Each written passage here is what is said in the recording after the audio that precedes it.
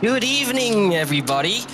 Welcome back to round 2 of the Octane Online Racing Simrigs Sprint Series. We are at sunny Misano. Joining me in the comms booth today on the cameras, the one, the only, Glenn Germain. And joining me to commentate will be John Gormley. How are you, John? Oh, I'm doing great, Tim. How are you? Doing fantastic. Really excited for this race. 42 cars on a packed track. Should be good as we see all of them go out for qualifying. Look at that line.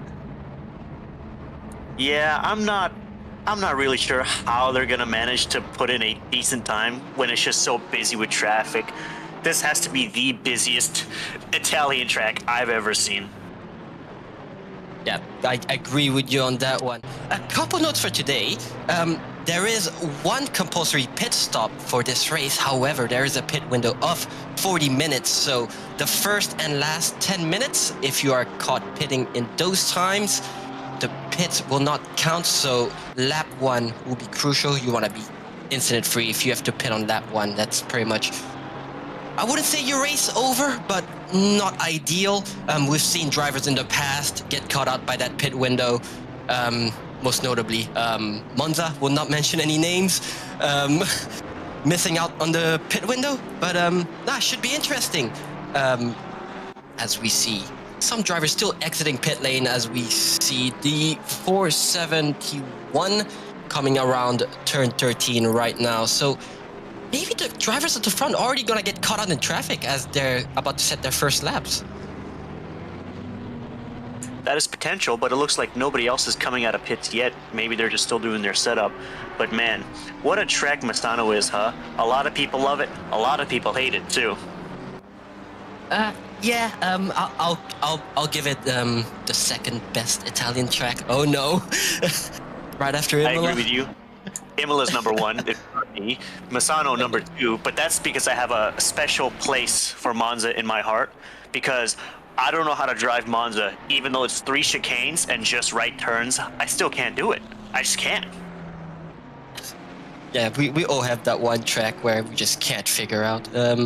Took me a while to figure out this one, as we're currently on board with the Honda of Brad Cook, as there was a car going off track there, perhaps giving him the spot, maybe thinking, you know what, you're faster than me, go on ahead, I'll follow you. But yeah. Yeah, I think the quali might not matter as much, because if everybody's going to get bad times from how packed it is, they're just going to have to fight it out with consistency during the race to see if anybody loses or gains positions, because one of the biggest things with this track is the DTs, because the track limits, to really push this track and go fast, you have to play with the limits. And playing with the limits is a dangerous game, especially in a track like this with pit windows and the pit lane. Tell me about the pit lane, Tim. Yeah, for such a small track, it's got a very, very long pit lane. You really don't want to be getting DTs on this track, because although the pits themselves aren't the biggest, the pit lane itself goes all the way out to turn 3. I will have to disagree with you with quali not being important here, because especially with 42 cars on the grid, you really don't want to have to fight through the pack, especially on a small track like this. I reckon if you get a bad quali, it doesn't matter how fast you are. If you have to fight through the slower drivers, trying to get around them on this tighter track isn't the easiest achievement. You're going to have to tell me what time Pip just did, because I'm looking at it right now and I refuse to believe that. Obviously, it's first lap. Tires aren't up to temps yet. It's a 33. I read it as a 32. I was like, a 32 flat? Holy crap. No, it's a 33. Yeah, okay, that's a lot more reasonable, because me and Tim over here were practicing last night on the OOR practice server, and where is he at the moment? He's not on the leaderboard yet, but Steven Tai was doing 32 4s and 32 3s, and I was thinking, how much faster can you get? And we had a talk with him, and he said, no, Pip's going to be faster. Pip might potentially be in the high 31s. So we'll just have to see if that comes true or not. Obviously has a Here he is. potential. Stephen Tai in the Lamborghini GT3 in Italy, the birthplace of Lamborghini and Ferrari. Come on, tractor mobile. But you never know what can happen during quali. You know, Pip could have a bad quali. We won't know until the very end of quali, as we're currently obviously on board with Stephen Tai. Still hasn't done a outlap yet. As we see, Pip with a 32.6. Here we go. This track does involve a lot of sacrificing a specific corner to get massive gains from the next corner. Couple I can think of is T14 into T15. You really want to take T15 flat. T6, you want to sacrifice T5, and yeah, and T3 as well. After T2, you can take that right-hander flat, but you gotta sacrifice T2. So this track does involve a lot of sacrificing to be fast. As we see Stephen Tai, see what time he's going to set provisionally, and it will be a 33.2 provisionally for Stephen Tai. Perhaps it was his first outlap, as we have Lucas Keys in P2. Also on a 33, so I don't know. It looks like perhaps traffic is being a factor here, but I was expecting slightly faster times from these top guys. Sean Lele off the track. That is a Sean Lele's McLaren, I'm fairly sure. I still have to get used to the liveries. It's still round 2 of season 21. But yeah, that's the thing. 33.2. 1 minute, 30 seconds per lap. They've got about 3 laps left, maybe 4 laps into overtime. We're on board with Ivan Lee now in the M class, who had a smashing performance last race on Spa. And hopefully we'll see him up there again. I will have to mention also currently track temps are ambient temperature is at 23. Track temps are around 31, 32. So that is also playing a factor on how fast these guys can go. But as you can see down the straight, it's just a train of cars. So trying to find that little gap to put in your banker lap in is going to be really challenging, especially with only 5 minutes of qualifying left. I mean, if you just have a look at the track map. Oh, number 550 crash, 47 slowed down. The only real gap is in front of 101, in front of 471, and in front of 50. The rest is just like you're within slipstream of everybody else, and you obviously don't want to crash either.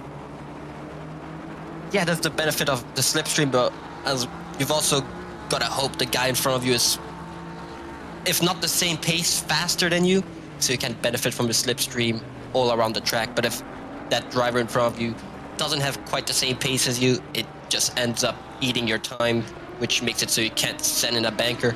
No, not gonna lie, I was expecting to see low 32s by this point, but I guess with all the traffic, like we said, and track temps playing a big part of qualifying, we might see a low 32 towards the end, but in retrospect, any 32s is flying around here. Obviously, the IRL Misano races are at night.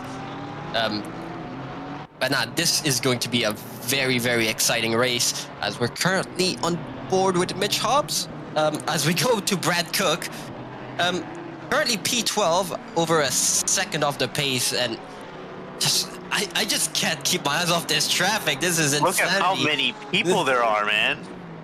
I think that's the GTR of Loopty right behind him. Loopty as well, very, very fast around here. He's been practicing all week.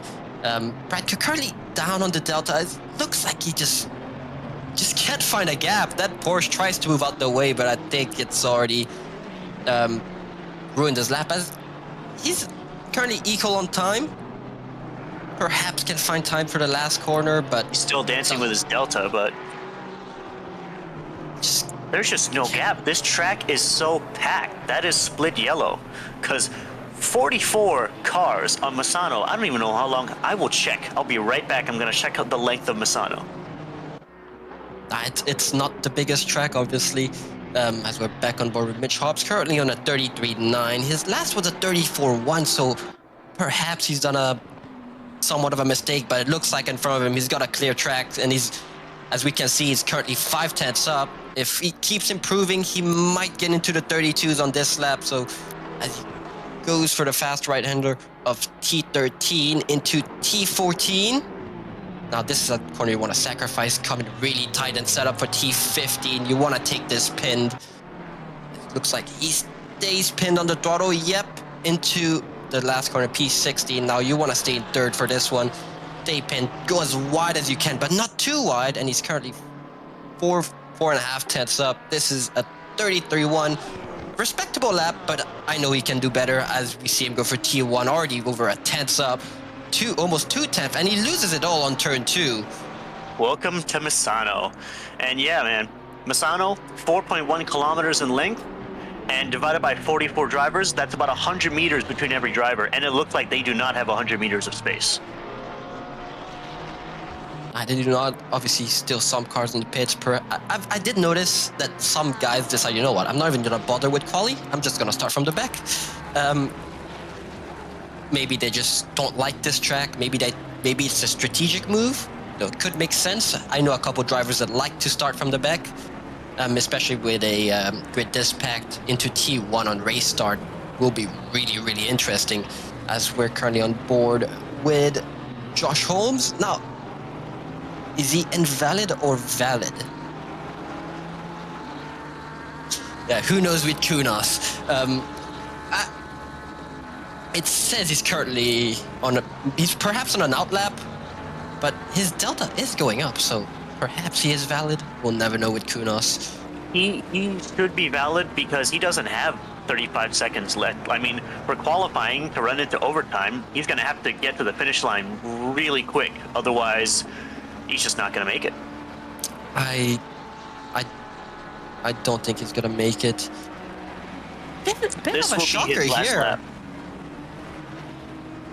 It is a bit of a shocker. I think we have 3 drivers in the 32s. The rest are all on low 33, so that's really, really surprising for me. I was expecting much faster times as we're on board. Lucas Key's currently 1.5 tenths up. Perhaps trying to look for that potential pole position as quali has technically ended, but they're in overtime, but he still finds time here. Goes a bit wide here. Still a tenths up though. Anything could happen. He still has half the track to work with. And pretty much a clear track in front of him. The car in front of him should be too far ahead. Unsure who that is in front of him. There's a purple McLaren of, I think, is Marshy. That looks like his McLaren. Currently still 1 tenth up. Still gaining time here and there. Not much.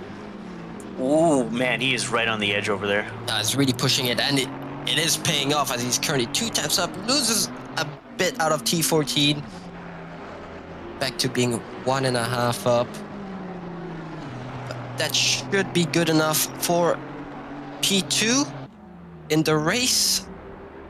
As he crushes the start finish time for a 32.8, and that is enough for P2 in the race. Currently 1 tenth behind Pip, who is currently in the pit, so she will not be improving as we're back on board with Stephen Ty. Currently down on the delta, so I don't think it's, as he goes in the pits, decides, you know what, I'm just going to do a pit practice as he runs into the wall. Please do not do that during the race. And gives up, and that is qualifying done. Wow, what a shocker.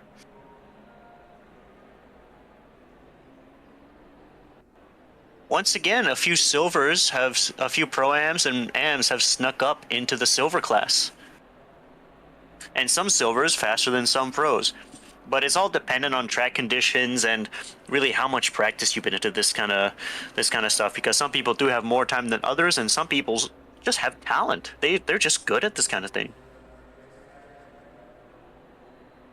Yep, couldn't agree more. But qualifying is only one part of the session. The important part is doing the race and finishing the race and keeping it clean. Now, excuse me. You're excused. I'm interested to see what we're going to see into T1 of this race, because obviously we've got the pit window.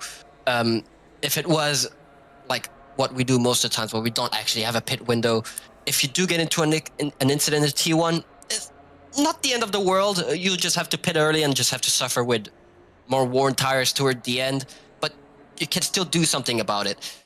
If someone gets into a major incident and turns out they have to pit on lap 1, especially with the pit lane here, it could really easily ruin your race, as we see some of the lovely liveries, as we see the Coca-Cola Zero livery on the left. I really, really like that one. As we have the Bentley of Jones.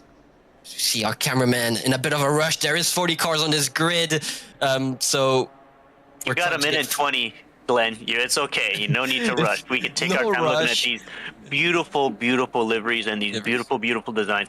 Because honestly, some of these people are super creative with what they do. And as you, another pretty premier livery maker now. Oh man, that Zinger Audi.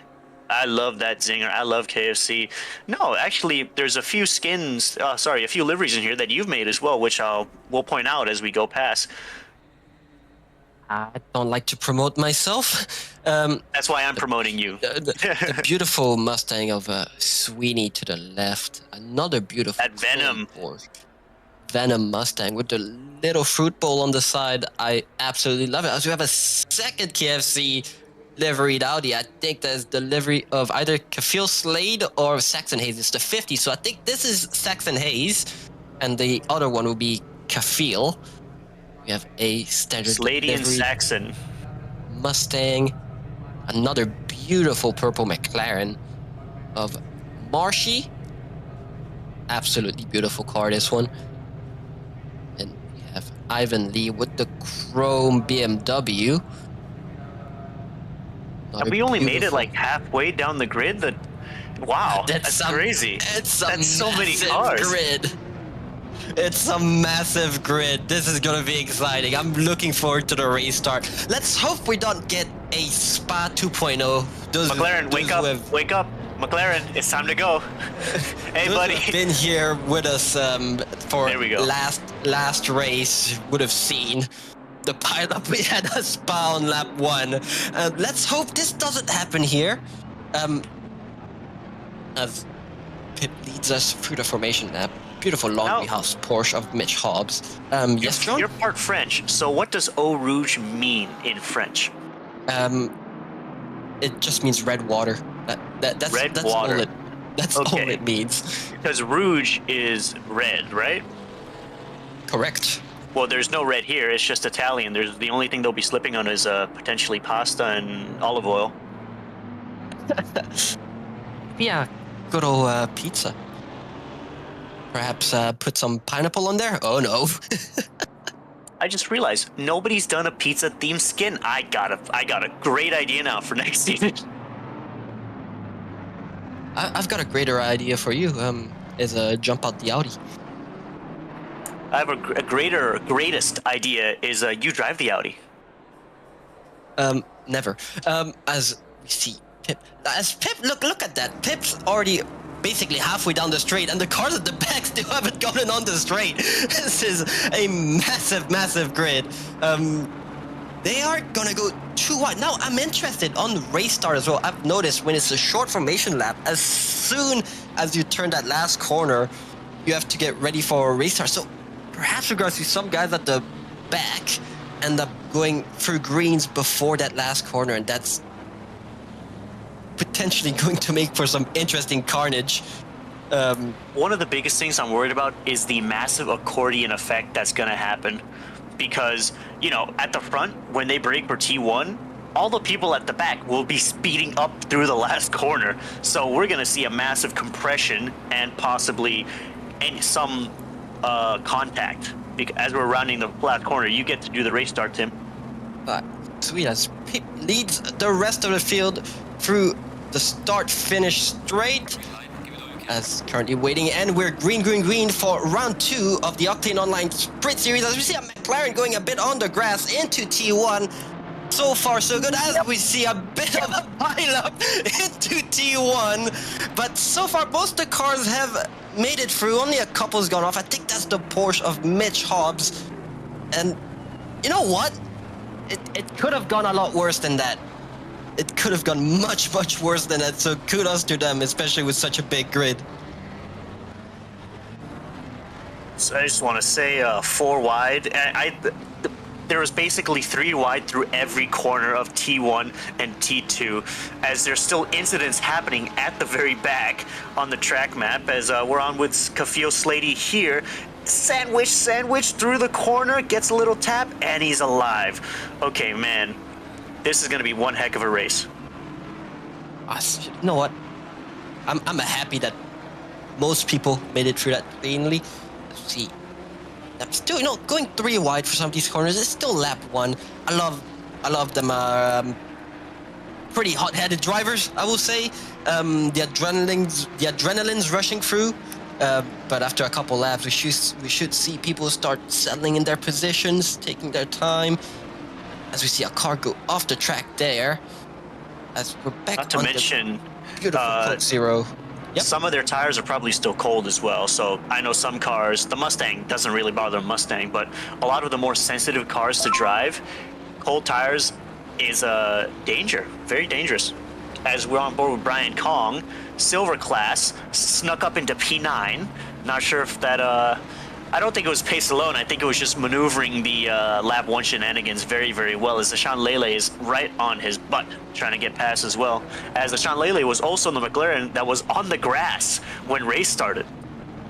Yeah, that was a bit sketchy, especially as he gets really, really close to Brian Kong. Ashan Lele is probably pushing him, asking him, "Don't drive faster. I've got a Mustang behind me," and we all know that the Mustang down a straight is just a monster. So he's gonna want to ask Brian Kong, speed up, catch up the car in front of you, so I can get that Mustang out of my slipstream.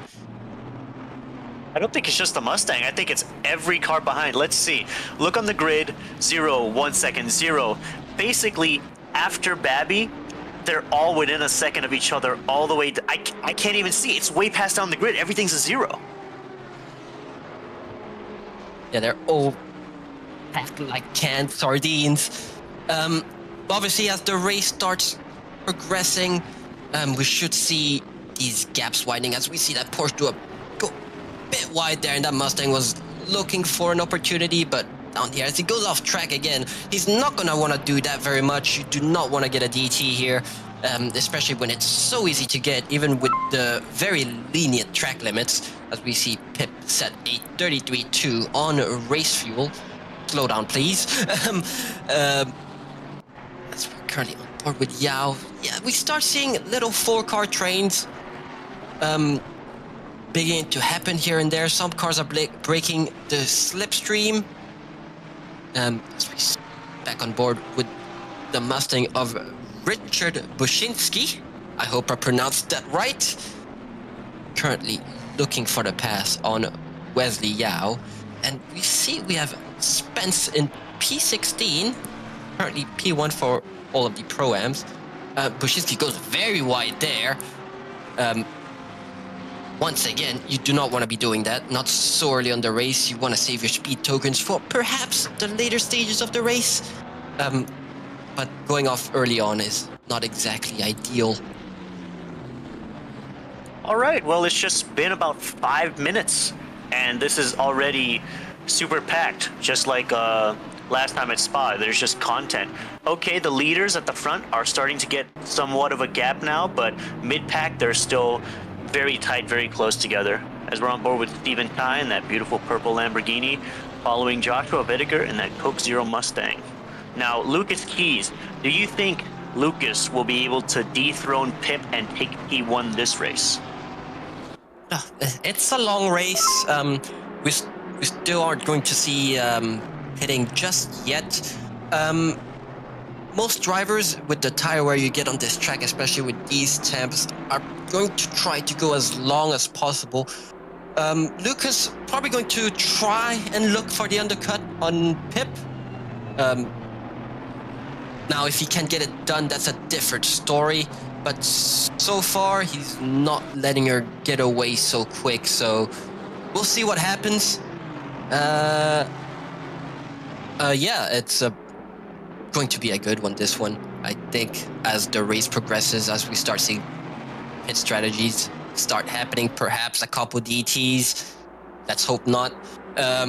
We'll see a potential change for the lead. Even Lucas is not safe from Vediger. Vediger staying right behind him, just letting him know I'm right there. So he's not only got to think about Pip in front of him, but also Vediger right behind him in the Coke Zero Mustang. He's not letting him go so easily, as they're starting to break from P4. Steven Tai still in the background in the Lamborghini. As we see Lucas just go off track, as Ishan Lele gets a drive-through penalty for causing a collision. Yeah, once we get a replay of that, I think what happened is when Ishan went on the grass to try and potentially go past somebody, you know, you can't break on the grass, and I think there might have been a slight tap as Felipa, serving the DT right now. That's right, because you don't want to serve. Yeah. Especially with the pit window opening very soon. You have 3 laps to serve a DT, and he probably doesn't want to serve the DT when the pit window is open.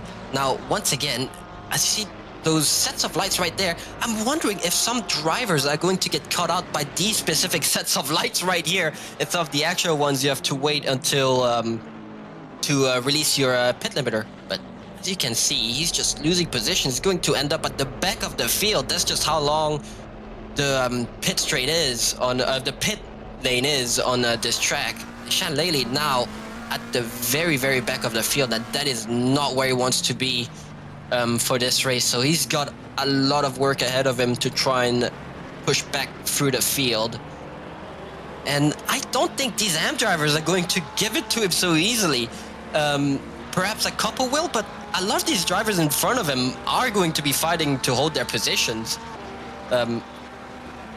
So this is going to be interesting to see how he tries to navigate through this field.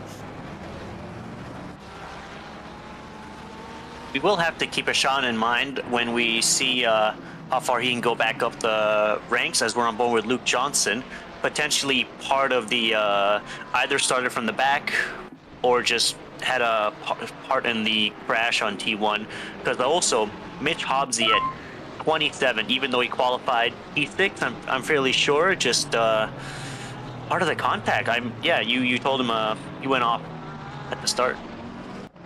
Yeah, I think that was the other car that went off next to Hobbsy in that small T1 incident. As he goes down the inside in the final corner. Hello! Wasn't expecting him to make a move on the better Coca-Cola of the two. That was a good move on, I think that was Ashley Vediger. Yep, that was Ashley Vediger in the second Coca-Cola Ford Mustang. He's now going to look for Harry Murphy. Currently with a 15-second penalty, he will have to serve that in the pits when doing his pit stop. So there's no avoiding that. He now has a minimum of a 45-second pit stop ahead of him. So he's going to be kicking himself over that one. Not to mention the damage he might have, because you don't get penalty points from nowhere. Oh, as we have on board, here is Ishan Lele. Just slight tapping, and then yep. Takes hit out the front. Holmesy, yep. All that accordion damage. Man, so much. Yeah, wow. It's playing bumper cars. Yeah, so this is why he would have gotten the DT for that one. That was a bit naughty as Pit with a 32.8. Currently almost as fast as she went during her qualifying. And that's on race fuel. Obviously, these drivers will not be running full tanks. They'd be running half tanks and then filling up during the pit stop, because there is no point of running full tanks, as it is not going to increase your pit stop due to the tire change. What do you mean there's no point in running a full tank? Haven't you heard of the super overcut? The super overcut. Enlighten me, John. Yeah, it's when you go all the way and then you forget to pit in the pit window and you lose the race. Let's hope no drivers forget this. Obviously, we've seen it happen in the past. Let's hope it doesn't happen there, because that is a bit of a heartbreak, especially if you've been working so hard for your race position. To have it go down just because you forgot to pit is a bit of a heartbreak, and you just end up kicking yourself over it for the next 3 days, as we currently see Luke Johnson on the back of Murphy. Probably going to look for the pass. I reckon Murphy's not going to fight that one too hard. There's no point for him to fight it. He's going to lose it. Either way, as I say that, he's still fighting it. So, obviously, a lot of these guys find a lot of adrenaline just racing side by side. It's part of the fun. So it's a good pass right there on the inside. And now he's in the clear. Now on to the next. Now it's going to be Fez on Fez on Fez, as Johnson has to battle Marsh and Winton, who are both in two classes below him, actually.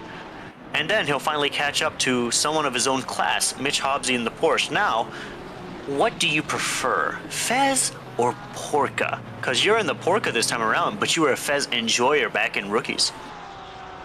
I'd like to say I'm still a Fez enjoyer. I love the car, but everyone's just...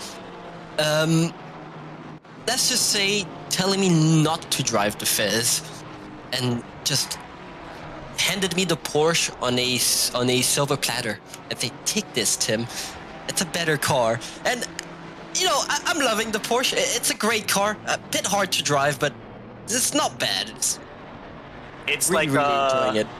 That one scene from Avengers Infinity War Endgame, where it's the smart Hulk giving the taco to somebody, and it's just Lucas Keys giving you the Porsche. As we're on board with Murphy, I'm pretty sure I'm not sure what lap this is. Might be lap 1 or lap 2. No, this is definitely lap 1. Oh, bang. Yep.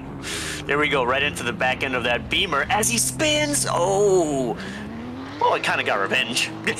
Spun me out. I'll slow you down as another Mustang goes off track. That's just lap 1 shenanigans for you. He did collect that Beamer. Not major. That Beamer probably should have held the brakes a bit, but sometimes when the adrenaline's rushing, you forget what you have to do, and you're just a bit excited, so you stay pinned on the gas. It happens to the best of us. Especially on lap 1, it's really easy to just end up at the back of the field, as some of these drivers have experienced on this race. Being in a lap 1 incident is never fun for anyone, and it's quite frustrating. So it's a mix of adrenaline and just frustration. So sometimes you don't do the correct things to... Frustradrenaline. Nice one, John. Still on board with Luke Johnson. Currently on back of... Who is that?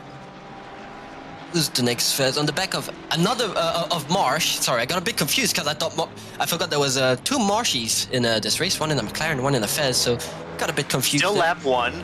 Yep. Is this Rusty Hopkinson? And yeah, got collected by a Porsche. I'm not going to make the Red Bull livery comment. It looked more like a racing incident. Again, another lap 1 incident, but I'm not the one to judge. We'll let the stewards decide that one. As we're back on board, Luke Johnson on the 3-way Fez battle. Now the Fez apparently is really, really strong here, even though it's got negative 1 kgs of bob. So I know a couple people that were a bit upset over that, especially seeing the way some of these drivers drive that car around here. I can confirm a couple people weren't exactly happy about how strong that car is around here, but that negative 1 kg is a handicap for how bad it sounds, because it's got a V6. Ugh. It's not that bad. As we have a battle between Mitch Hobbs and Apreciado in the... Is that a Valvoline liveried Ford Mustang? And yes, it is a Valvoline liveried Ford Mustang currently right on the back of him, probably putting a lot of pressure on that Pro-Am Mustang driver. Obviously, Mitch Hobbs trying to get back to the front of the pack, so he'll be pushing that Porsche really hard. Going around the outside. Tries to go around the outside. Looking more like scare tactics. I don't see him trying to make a pass there specifically, but hopefully trying to push a mistake from Apreciado. But Apreciado just keeping him behind. I mean, the only way Mitch is going to get past Apreciado is through these hairpins, because on the straights, the Mustang's just going to pull away. Even if Mitch sometimes gets side by side on the straight, the Mustang's just going to powerhouse him out. It also depends if Appreciato gets a bad exit. The Porsche does have giga acceleration down on the low end, so it does accelerate really, really quick. So you never know.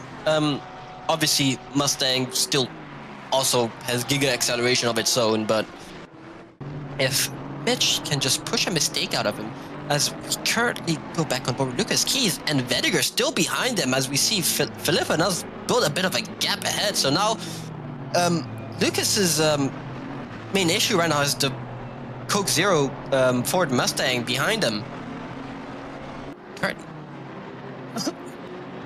The only reason Pip is getting a big gap is surely because the Aston is overbopped this time around. For sure, for sure. Always overbopped. Always overbopped. Everything's overbopped if you're slower than somebody else. It does look like Vediger has closed the gap onto Lucas, so Lucas now, his main focus is probably going to be defending P2. Yeah, so this could be a very interesting battle happening, especially with pit window now open. So these drivers are now free to pit whenever they want until the 10-minute marker to do their tire stop.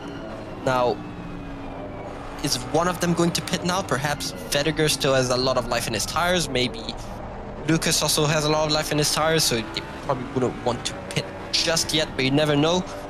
There's a chance Vediger will try to go for the undercut, but you also got to think about if you do pit now, you might end up into a lot of traffic in the back. So these front runners, if I had to guess, will probably wait for everyone else to pit, so when they do end up going for their stops,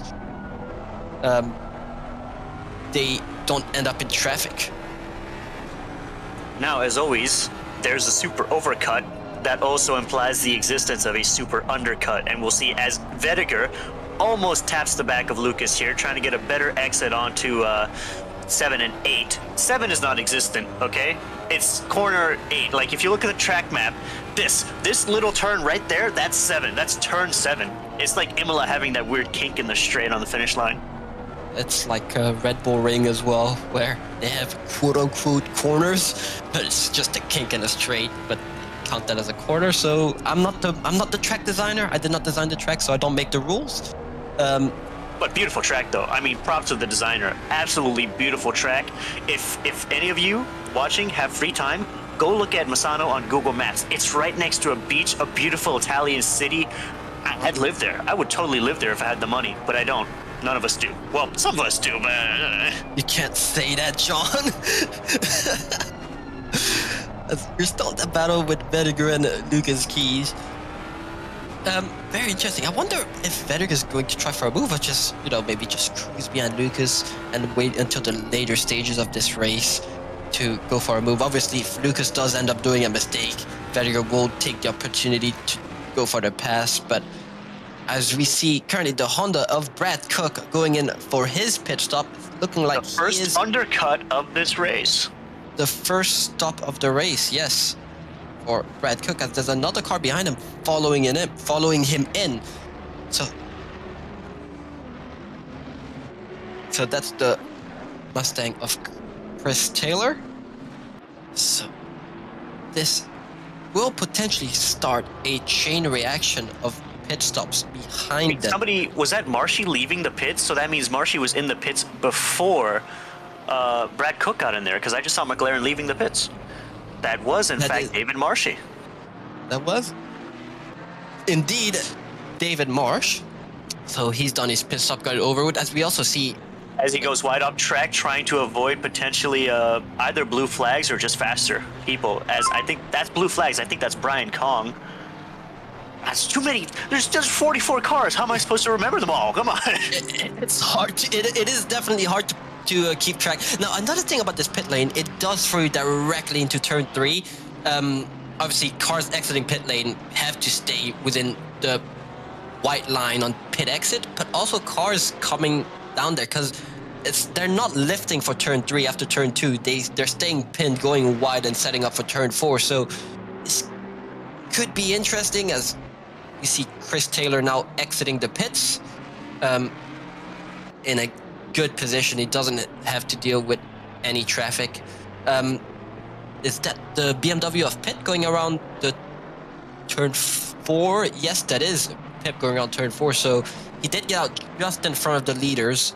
If he's not careful, he might get blue flagged there. And if he does get blue flagged, he will have to slow down and give the position to the leaders of the race.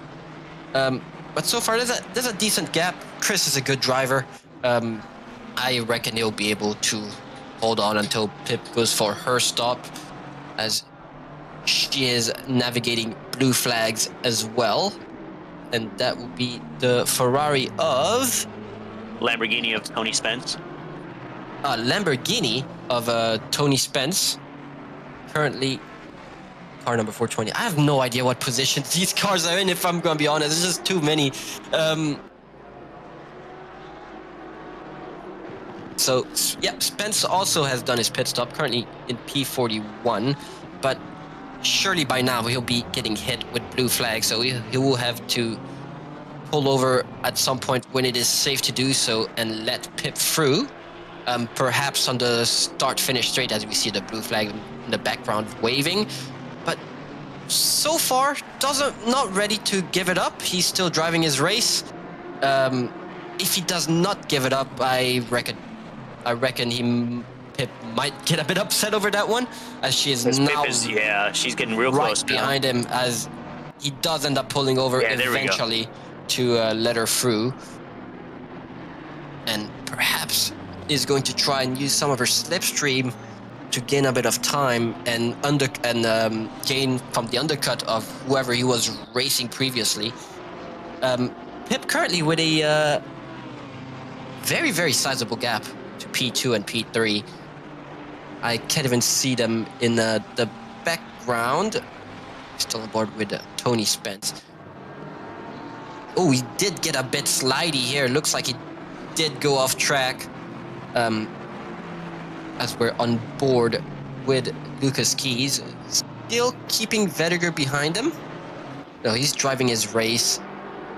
Very calm and collected, but they are about to hit lap traffic, so this battle will get very interesting very soon, especially if these lapped cars are also in a battle of their own. They're going to be a bit more hesitant to move out the way.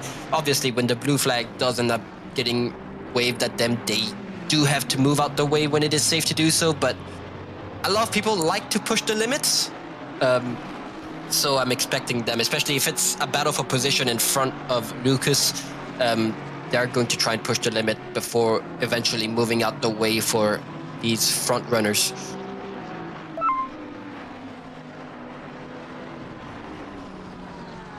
Currently in a battle between Benjamin Hignett and Joshua Holmes for P5, and that looks like the Ferrari of Glory Babby in the background, also trying to get involved in this. This is a very, very intense battle going on currently for 5th spot in the race. And once again, if these two battle a bit too hard, maybe Babby will see the opportunity for a double overtake. Aaron Lee was P2 for Silver Class, now pitting, trying to undercut Kong in P6, which is P1 in Silver Class at the moment as well. And Loopty now potentially P3 in Silver Class, since Aaron Lee's in the pits.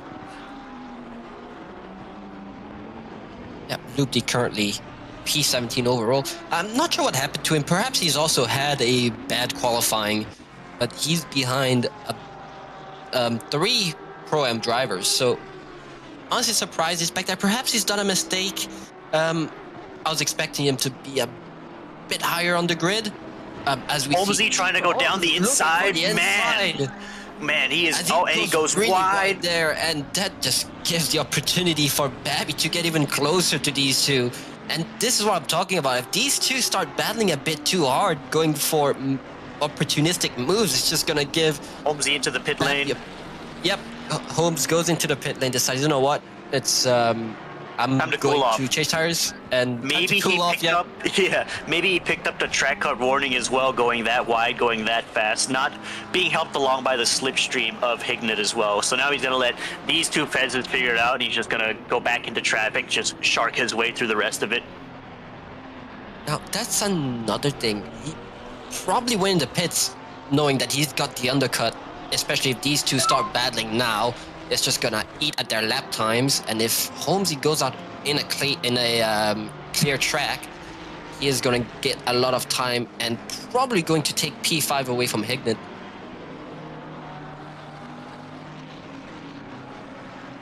Now P1 to P2, 4-second gap, respectable. Lucas Keys to Vediger, still within a second, so they're still battling it out. But 3 to 4, Vediger, Steven Ty, 6 seconds. So they've got that little pack up there at the top. We've got the battle for P5. We've just got battles all over. P7 Kong, Slady's within a second as Lucas goes wide again. Vediger goes down the inside looking for the move. Oh, no contact.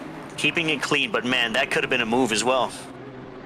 This is the kind of mistakes I'm talking about. As Vediger goes into pit, that gives Lucas a bit of breathing room, but these are the kind of mistakes you want to avoid. He'd be kicking himself over that one, especially he's probably got a track cut for that. Obviously Vediger probably looking for the undercut, but Lucas now not under pressure from Vediger, coming up against lapped traffic. So this battle for P2 as well, very interesting, very, very interesting. If Lucas doesn't do anything about Vediger pitting, he's probably going to lose the position, especially with the lap traffic ahead of him. So we're expecting Lucas to jump into pits anytime now.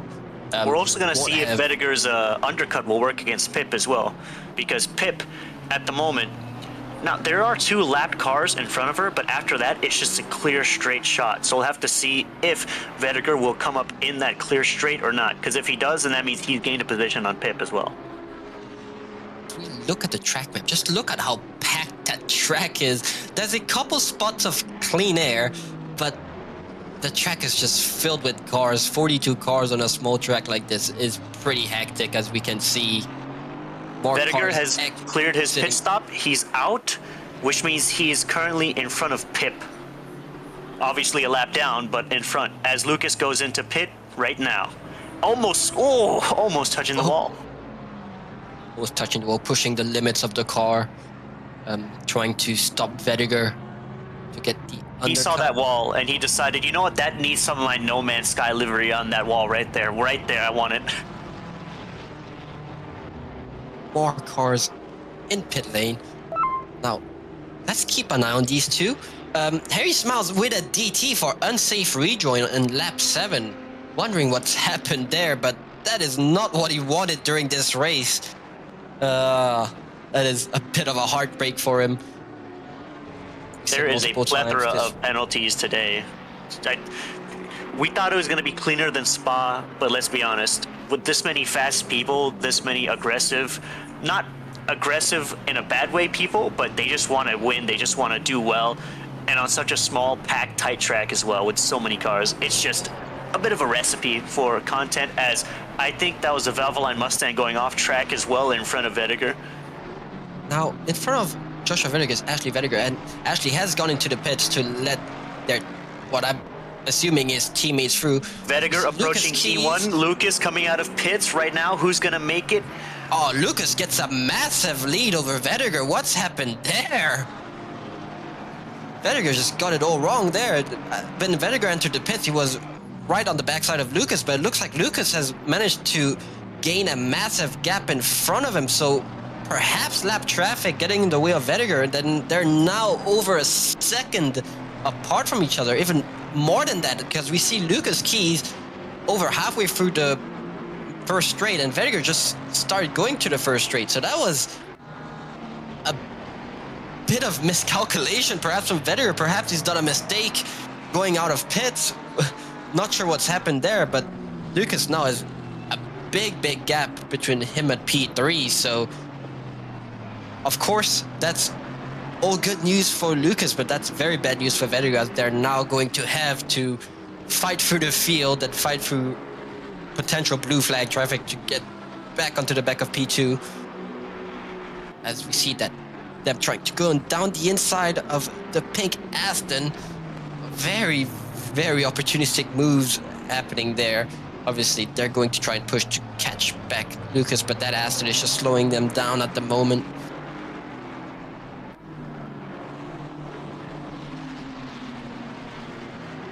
And we just had some insider information that Lucas did have a 5-second quicker pit stop, so perhaps Vediger just messed up his pit stop, perhaps stopped too late in the grid box, stopped too early, which does make your pit stop longer, but that is a massive gap for Vediger to try and find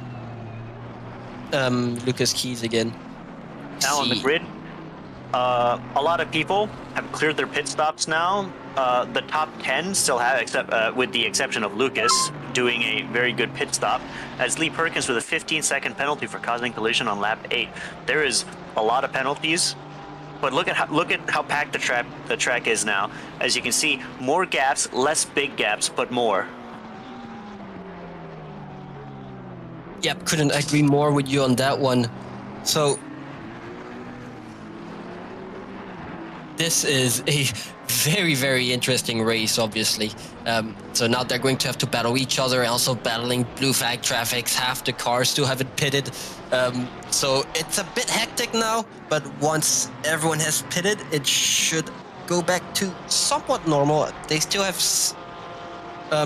17 minutes to complete their pit stop. Obviously, the pit window is limited, so once there's 10 minutes left of the race, pit window will close, and if you haven't pitted by the time pit window closes, then you're out of luck. I don't remember quite what the penalty is for not serving your pit stop, but it's very, very substantial, and you do lose multiple positions, if not everything.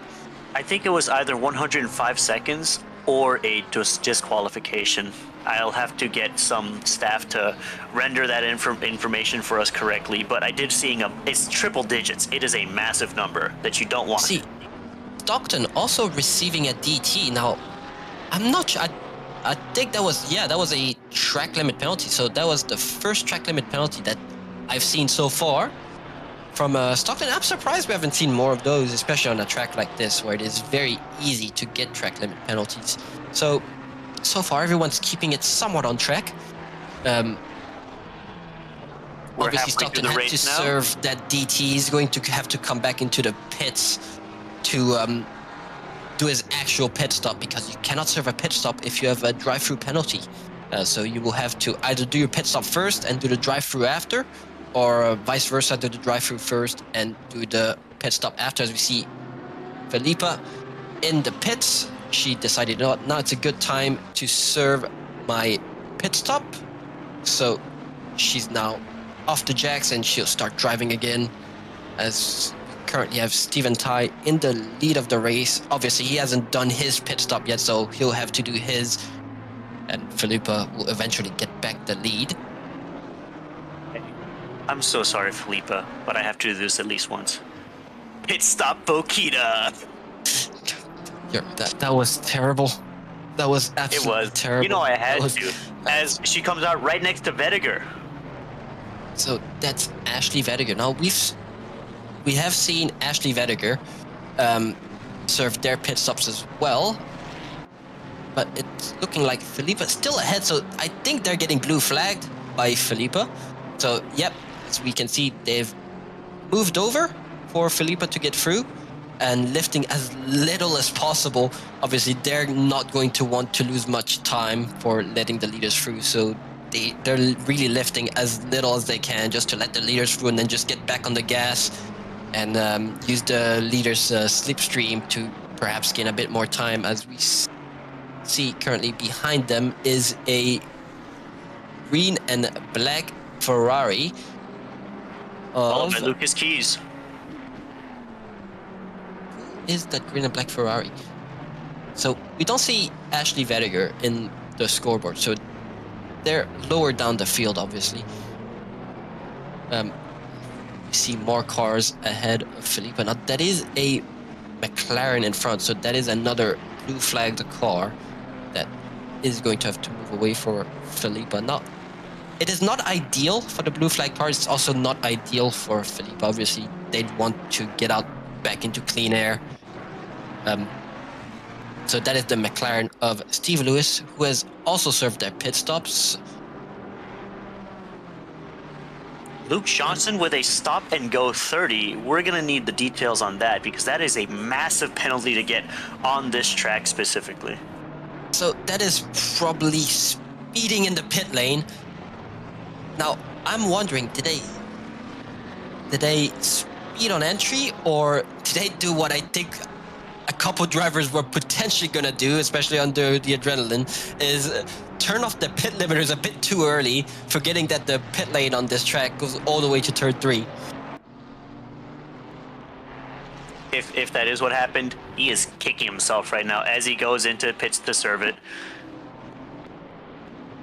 Yeah, that is a bit of a heartbreak for Luke Johnson. You thought a DT was better. Stop go 30 is that times 2. So that is pretty much race over for the top 10. Brad Cook and Holmesy battling it out. Holmesy trying to go on the inside as they're right on each other's tails. Now, I'm not sure about Honda's acceleration, but I know the Bentley has some good acceleration as well. The Bentley has really, really good acceleration, especially with the minus 40 it gets over here. It's going to be super light as he tries to look down the inside. That's very, very ballsy from Josh Holmes. I wouldn't think they would really try to make passes here, but so far Brad Cook just still keeping him behind. But obviously Josh Holmes still putting the pressure onto Brad Cook and potentially waiting for Brad Cook to make a mistake, which is very rare from these really, really rapid drivers. And obviously, as we can see, Holmes did undercut Hignett, and it looks like Babby also managed to get past Hignett. But now these guys are catching back up to the back of Holmes. Because now, they did not manage to undercut Stephen Ty, though, because Stephen Ty went into the pits later than they did, and he's still in front of them. Yeah, obviously, Stephen Ty did have a bigger gap in front, so they would have had to make a pretty substantial mistake in the pit lane for them to get him. But looks like Brad Cook under a lot of pressure. There's now 3 cars behind him waiting to get through, and Babby as well, really putting the pressure on Josh Holmes, trying to get past him too.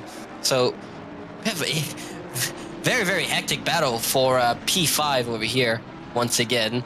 It looked like Brad Cook, if I remember correctly, did pit before them. So I thought when Josh Holmes and Hignett were battling for P5, that was going to be P5 for the race overall. But it seems like Brad Cook was ahead of them this entire time. So he has managed to still keep them behind. But for how long, as there's still 21 minutes left to this race, as we see Atanayake, the number 2 Aston, getting a 15-second penalty for collision. Wasn't that unsafe rejoin, or did I just read that wrong? Unsafe rejoin. Perhaps I read that wrong. Yeah, one eye's out down there, one eye's watching this battle going on right here, because that is 4 pros in 3 different cars, all trying their best to gain positions, fight through it, and claw their way up. Because that Bentley rocking the V8 is fighting 3 different cars that have V6s. Yeah, obviously Bentley with the big old V8 and its turbo V8. I am sad. Whoa, Babby almost with contact. Babby's really pushing it. I'm so sad the Bentley, they didn't get the W12 in there, because man, what an engine, the W12. It would have been fantastic, but I don't think it would have been the best for fuel efficiency. Let's just keep it that way. As we see, Holmes still trying to go down the inside of Brad Cook, but he's going to get compromised on the exit, and he's got to be careful with the Ferrari of Babby right behind him. Obviously, I'm trying to look at the track map as well, but this battle really kicking off now, as I'm also trying to see what's going on around the track, especially with 40 cars. It's not exactly easy, but we'll do the best we can. Now, the thing is, trying to go Holmes around going on the outside.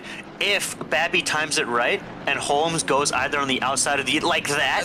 Babby goes in and just dominates that, forces Holmes so he can't get back inside, and now Hignet's going to be trying to do the same thing as. Oh no! There they spin.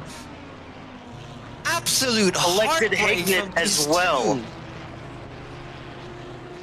Oh, I think that one's on Holmes. He tried to hold his position and end up hitting the sausage and collected the Ferrari of Glory Vavi. He's probably gonna get invoiced for that one. That is unfortunate because those curbs, they can really destabilize a car, and not even a Bentley can handle that. No, I don't even think a Mustang. I haven't tried, but those curbs, specifically with the angle and the bank of the track as well, it's just a recipe for bouncing. And that is genuinely unfortunate for all the racers involved, because what a battle that was, and what a way to end it as well. That was a very fantastic battle. The curbs here, they're a bit more forgiving than on other tracks, but obviously when you take them that much, they will still make your car bounce, and that was just unfortunate for Holmes. That's once again adrenaline kicking in. He saw Babby went for the move. He didn't want to lose the position, and he just ended up pushing the car just that tad bit too much, and it ended up causing him and Babby a few positions. And we now see Kafil Slade benefiting from all of this, now in P7 in the Audi. Hello. Now, I just want to say as well, Hignet, he didn't hit, but he slowed down and went off track as well, but managed to take advantage of that and go past both of them as well. As we're on board with the Bentley as he's about to receive Bluetooth traction. There we go. Hignet completely avoids it without getting even tapped. What a drive as well. That is fantastic situational awareness from Hignet. He knew there was nothing better he could do. He couldn't really keep driving and move out the way. So the best action here, without getting into an incident, was just brake, as the only thing he really could have done. It thankfully did not cost him anything. Obviously, now it's given Cook the opportunity to breathe, as he doesn't have a car behind him anymore, as Hignet has a 6-second gap to Cook. So now Cook can relax a bit and just drive his own race, and as long as he keeps it clean, he should be good to the end of the race. Obviously, Hignet is not a slow driver, so if Cook is not careful, he might see that Ferrari in his rearview mirrors once more towards the later stages of the race. As we continue on, there's still 17 minutes in this race, and this is a 1-hour race, so there's still over a quarter of this race to go. So anything could still happen, but at the moment... John? Yeah? Oh, yeah, no, you're correct. No, your maths were correct and my maths were wrong. No, you can keep talking. My bad. Look, I am an American, okay? I get the math right 10% of the time, as we have 6 minutes left in our pit window. There is 6 minutes left to the pit window, but I think at this point, everyone has done their pit stop. The field is looking like there's a bit more bigger gaps around the track. Still hectic as usual, but see right now we've got a McLaren in front of Brad Cook. Now that is a blue flag car. As we're currently on board with Kafil Slade. Now he's got Glory Babby and Josh Holmes behind him. They're not done yet. They're still going. And now Kafil Slade is going to end up being on the receiving end of that battle. He was doing his own thing before that battle, so he was driving his own race, relaxing. He's in that little weird spot where he's faster than the guys behind him, but he's not quite as fast as the guys in front of him. Look, if I was in Slade's position and I saw that happen and I gained 2 positions, I'd be like, haha, I got 2 positions. And now those guys are back in my rear view like, oh, hell no. If I was him, I'd be excited for that, especially if you've been driving on your own for this entire time. But like, yeah, let's get racing. As we see Babby trying to make a move down the inside, obviously compromises the exit. Kafil builds that gap a little bit. Wondering what's going on between him and Holmes now, and Holmes makes the position back through Babby, but I reckon Holmes is still going to get a invoice for that, so he's gonna want to try and build a gap from Babby. If he's lucky, I think he might get a 15-second. If he's really unlucky and the stewards really don't like him, they'll give him a DT. Let's hope he doesn't get that because this is some really, really exciting racing from these two. The only Bentley is split yellow, so don't be car stewards. The Bentley's a good car too. See a comment from one of the viewers, Babby and Holmes, hungry for KFC. You know what? I'm hungry for KFC too, if I'm gonna be honest.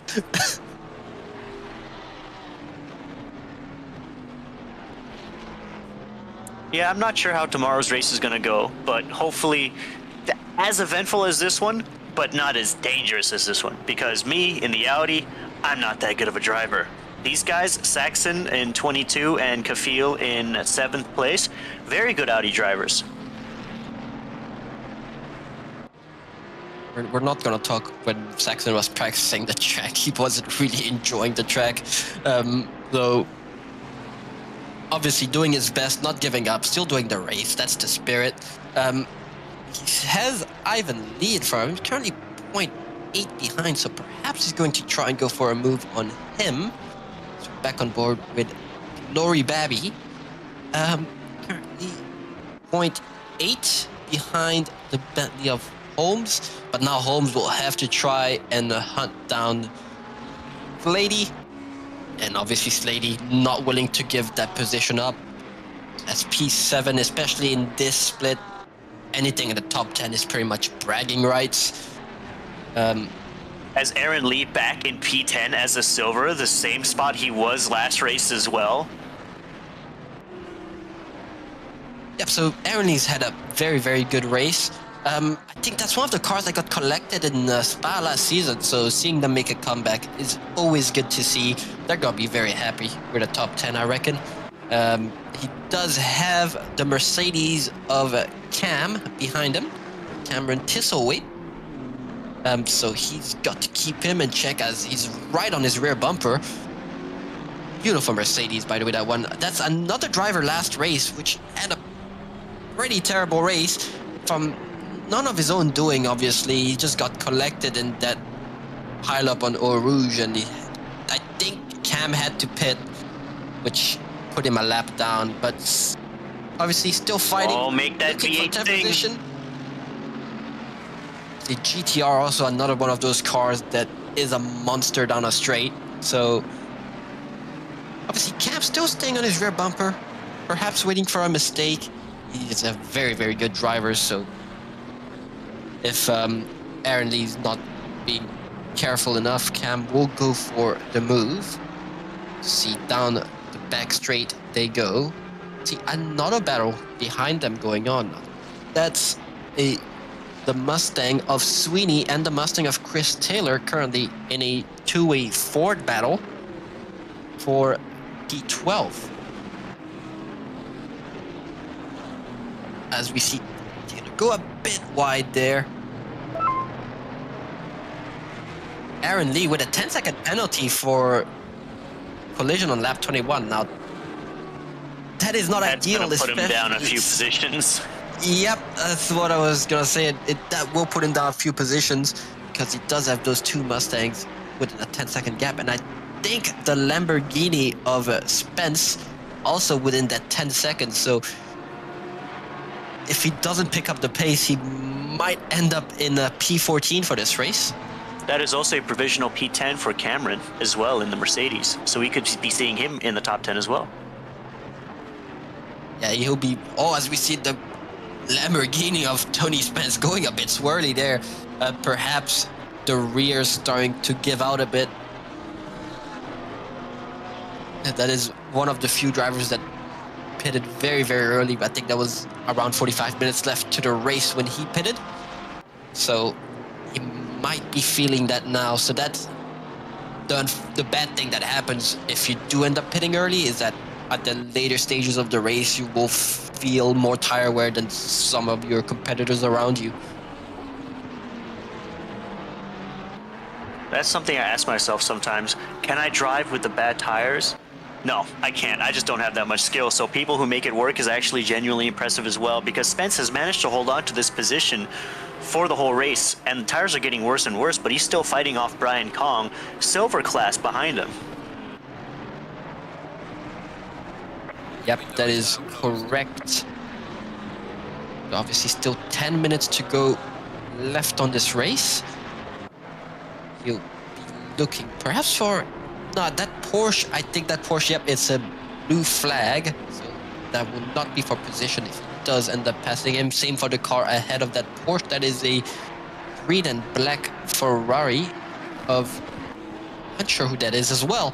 I don't know half these drivers well enough, so apologies if I don't know who it is. But as you can tell, we have not done our research. We just showed up, took control, took the keys to the comms booth, and locked ourselves in as we're on board with Jade and Ron Danilla in that beautiful Fruit Bowl livery, which the other commentator has made. Thank you, Tim, for making that. A lot of people from Fruit Bowl are really happy with the Mustangs. You're really building up a collection for the Fruit Bowl people to use. It's just good fun to make, honestly. It's a bit of zen time for me. Yeah, it staves away the depression. I wouldn't say that. It's just enjoyable to make. It's sometimes, for everybody watching, I wake up at like 4 a.m. to have a drink of water, go to the toilet. I just open Discord real quick to check my messages, and then I see Tim Goeb in Blender making more liveries. If that doesn't scream depression, I don't know what does. It's not depression, it's passion.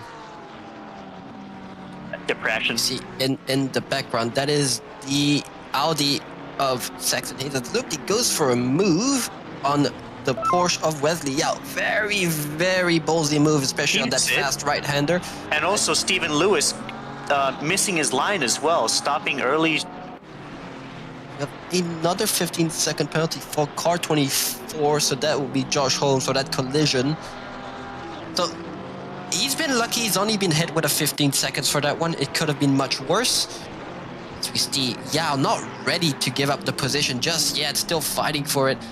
See, it looked like he cut the track a bit there, perhaps using his speed tokens to stay ahead of Yao. But now he'll be hunting down the McLaren of Steve Lewis for P18 overall.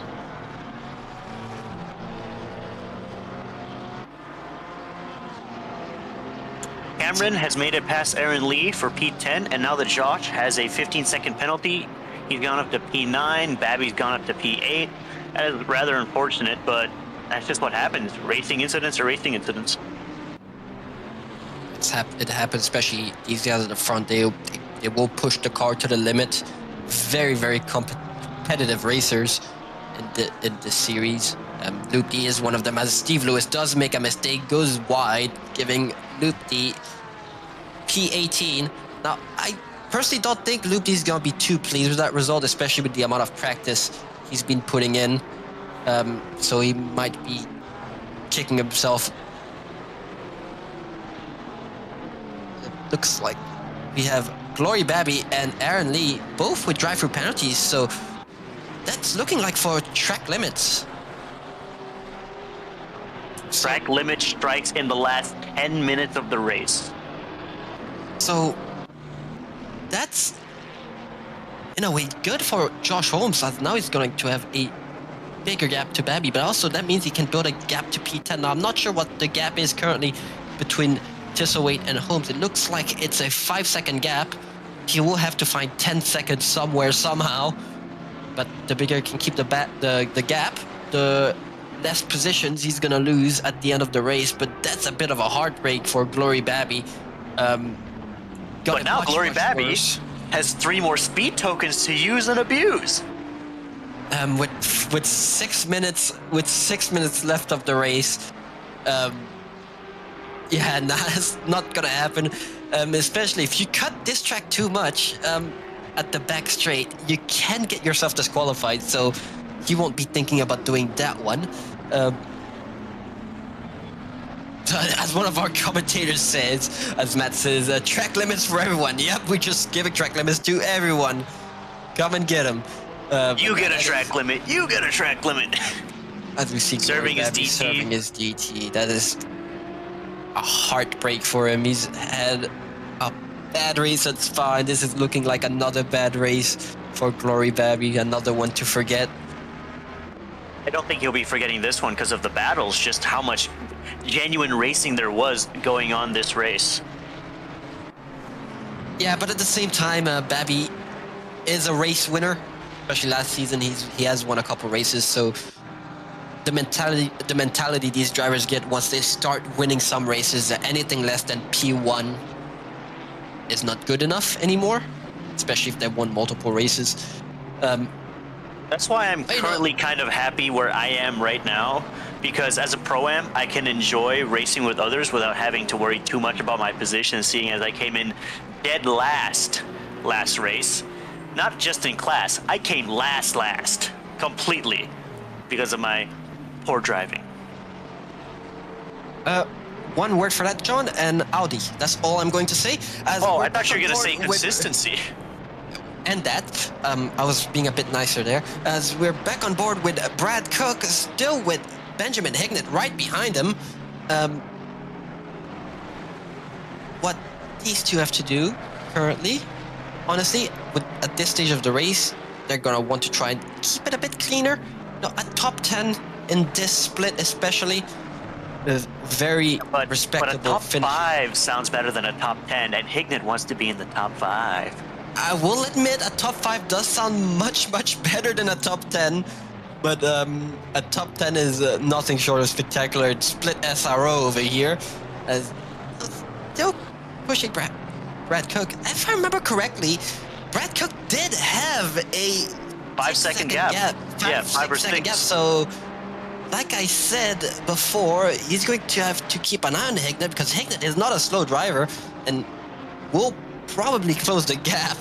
So now they're back battling in the closing stages of this race, and if he does do a mistake, he might lose out to Hignett for P5. So need to keep an eye on this battle over here. Another thing is, it looks like Hignett has a little bit of rear damage, but I don't think Brad has any damage as well. So that just gives more a bit more wow to Hignett for driving with damage as well. He could be having rear damage. Perhaps it's Kunos doing Kunos things. Whose damage is it anyway? I don't remember anyone rear-ending Hignett. I don't think that Ferrari has damage to the rear. Lap 1, I'm pretty sure I'm pretty sure Lele tapped him on the side. Oh, yeah, we'll have right. to see They later. did Yeah. tap him. Perhaps he's fixed it, perhaps not. It was just 0.5 of a second of damage. If it was 0.5, might have fixed it. Still on the back of Brad Cook. He's only got 2 minutes left to do it, though. So all Brad Cook has to do is keeping it clean. Perhaps a bit of defending. It's not super easy to pass here, so he keeps it clean, consistent. Just Hignett a bit bouncy there. A bit wide. All he has Okay, to do. Hignett, you're gonna have to use your speed tokens to get past him. Okay. That's if he has any speed tokens left. Now that is something we can't see, is if any of these drivers at this stage of the race still have speed tokens. Cash them now. If they're on 3 track limits, then obviously they can't use them, and you really don't want to get a drive through now out of all times in a race. That is a full-on heartbreak right there. Yeah, I do want to mention Graham Hill in the YouTube comments. Thank you for commenting that. The BOP, top 10 cars are all different. So we've got a BMW of Akita in P1 with the Aston of Lucas Keys in P2 and the Ford of Vediger in P3, as we have another Ford in the top 10. So nope, Ford underbopped confirmed. Overbopped.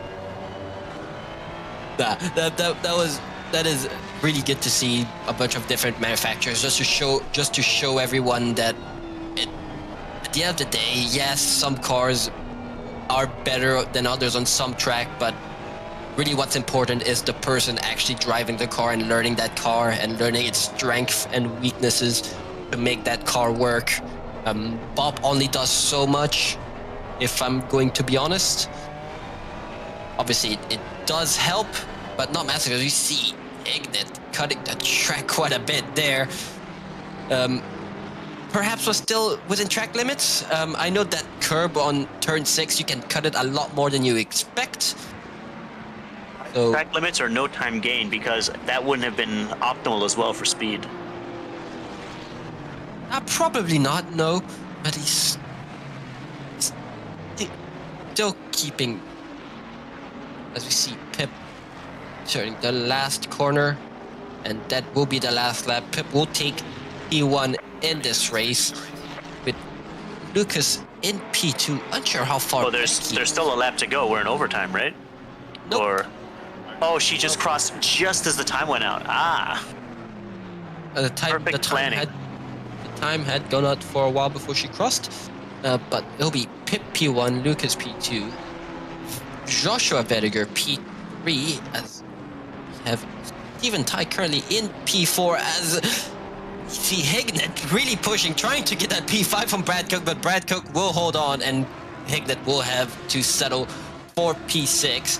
Kafil holding on to P7, as we have a McLaren just driving into the wall. Kafil holding on P7, he'll be very happy with that. Joshua Holmes currently P8, but he will lose the position to Cam Thistlethwaite. I think he will lose the position to Cam Thistlethwaite, perhaps Chris Taylor and Jay Sweeney as well. See if so. Jay Sweeney will be in the top 10. We're currently on board with Spence. Wait, very slow. As he does cross the finish line. Now, the finish line of this track is interesting. It's a lot further than I expected when I first started driving this track. So I thought he might have done a small mistake, maybe lifted too early. But it looks like he still holds Hobbsy behind him. That is a superb achievement for Spence, who is currently P12 as a Pro-Am. So he'd be very happy with that result, as we still don't have the results from that penalty from Joshua Holmes. I don't Celebratory donuts. Celebratory donuts from everyone. Yep. Alrighty. I'll let you give out the results, Sean, but that was a very exciting race. No, I don't feel like it. No, I'll do it. All right, so P1 overall, Filipa Bokita, not really a surprise there. Lucas Keys P2 and Joshua Vittiger P3. Now for our silver class, we have Jay Sweeney taking P1, very strong performance, with Brian Kong in the Fez P2 and Jaden Rondinella P3 in the GTR. For our Pro-Am, we've got Spence, no surprise there, very massive drive, 420, with our Bazinski, I'm going to pronounce it differently just in case, in the Mustang, and Steve Lewis in his McLaren. And for Am, we have Ivan Lee in the BMW, Tarindu Tanayake, good going, P2 even with the penalty, and Rusty Hopkinson, good, very good going, straight up from rookies last season, P3. And that will round out split yellow, split SRO for round 2 of the Octane Online Racing Sprint Series, but don't go anywhere because we still have split green coming up for the next race. Commented by Blake Griffiths and Liam Hamilton. Props to them.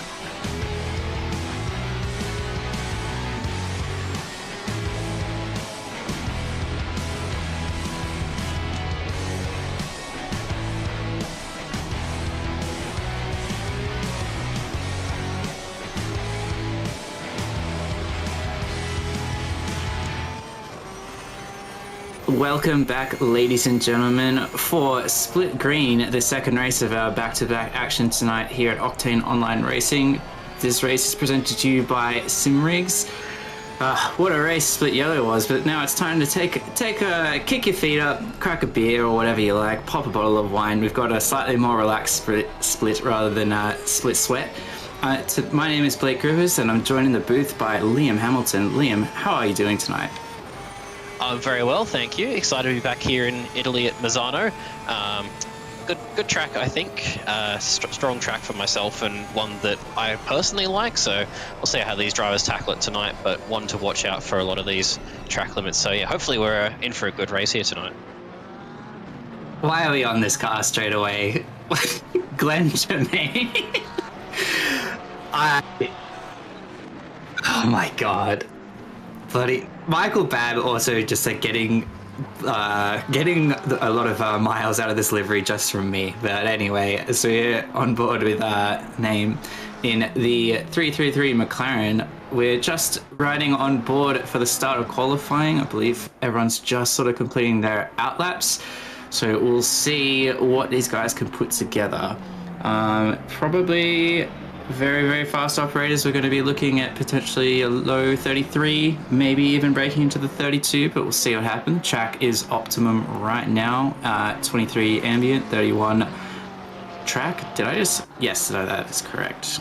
Who you got your eye on for qualifying, Liam?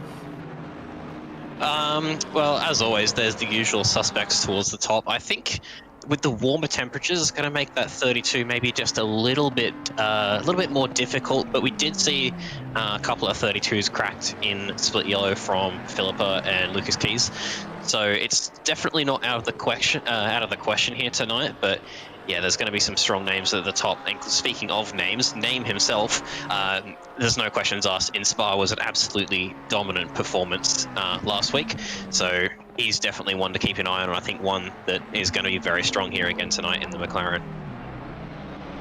Yeah, for sure. So for those of us who weren't there, what's the field like here? What happened last week in Split Green? Who are we looking out for? I sort of just asked you about that in qualifying, but more generally speaking. Yeah, well, so as I said, Name absolutely dominated the field, was about 12 seconds down the road.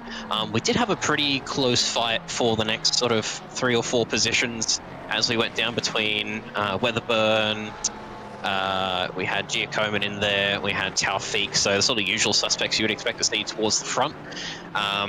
So yeah, it's definitely there will still be hopefully some close battles, but yeah, if it's anything like last week, Name may just bugger off down the front and Max Verstappen this race, and we won't see him for about 45 minutes, except for when Glenn remembers to pop him on screen. So yeah, but the battle behind should hopefully be a fun one to watch. Yeah, I mean this track is a little bit tricky though, so he's gonna have to, if he wants to get away like that really easy, he's probably gonna have to put it on P1 so he can get away cleanly, because it's a pretty tight, tricky track. One that is many people will be destined to get a drive-through penalty for track limits. Unfortunately, I would almost bet something or other that someone will get one. But yeah, looking down the list, we've got some names that I recognize. You've got your Jamie Comboys, you've got your Jacob Weatherburns, as you said, Luca Giacomin, very, very quick operator, always featuring at the top last season. Actually, I'm not too familiar with, I think it's Tim Purcell's game. I haven't seen too much of him, so we'll see what he can do. Big shout out to Damiano Thurcolini. Moving up to pro, I believe that was this season or last season, but powering through those different ranks. So, that's a smart looking car. I like that. Yeah, Damiano with the recent move up to pro has put in some strong performance. Wasn't his best night last week at Spa, so hopefully we can see him bounce back tonight and put in something closer towards the front. He had a bit of a rough qualifying and just couldn't get the moves done, unfortunately. Similar to Spa though, it's not the easiest track to overtake here, so the key to a good performance is going to be try and qualify it somewhere up the front, especially possibly on the front row. To comment there on Purcell, he has been coming in leaps and bounds, and his game's come on really strong in the last little bit here. So yeah, definitely one to watch out for, and one who is definitely able to keep that car at the top of the field. And I'm planning on running a car with him in this next endurance series, so stay tuned for that one. But yeah, he's got lots of pace in him. Okay, well that's good for you then. I think he's got a lot of pace for you. Just noticed Taufik not in the race. He said he can't make it for his last race, which is slightly concerning that it's his last race. It's race 2. Big shout out to Taufik though, super duper quick operator. Always like the bison liveries and such, but as we're sort of getting really into the thick of qualifying, about halfway down, Giacomin right now leading the way with a 33.19, so we are getting pretty close to that 32. He's actually head and shoulders above everyone else. Purcell doing pretty well himself, but there is Admiral Name coming in with that 32.9, so there you have it. Yeah, I don't expect to see anything different. Purcell is up quite a few 3/10 here coming up to the last couple of corners here, so looks like he's going to put this one towards the front as well, possibly up to P3 or P2. Yeah, I expect to see these guys up at the front. Shame that Taufik's not going to be able to make it tonight. He's always one to put on a good show with some nice close racing, as Purcell's going to come across the line and pops it up into P2, still 2/10 away from Name though, so a little bit more time to find in that lap potentially if he wants that pole position spot. To see Benny Vintner in the SFK car, I believe that is, with the white and pink livery, come across the line, stays where he is in P6. So yeah, a few more drivers want to be up a little bit higher, I think. What do you think? Oh god, this car every time. What do you think when we get here at that time? I don't know if the stream can hear Glenn, but Glenn's just yelling in my ear, he's up! He's up! We have to show him, he's up! Oh, do we have to? Alright, fine. Sorry, what were you actually saying, Liam? What's your prediction for a pole lap time here tonight?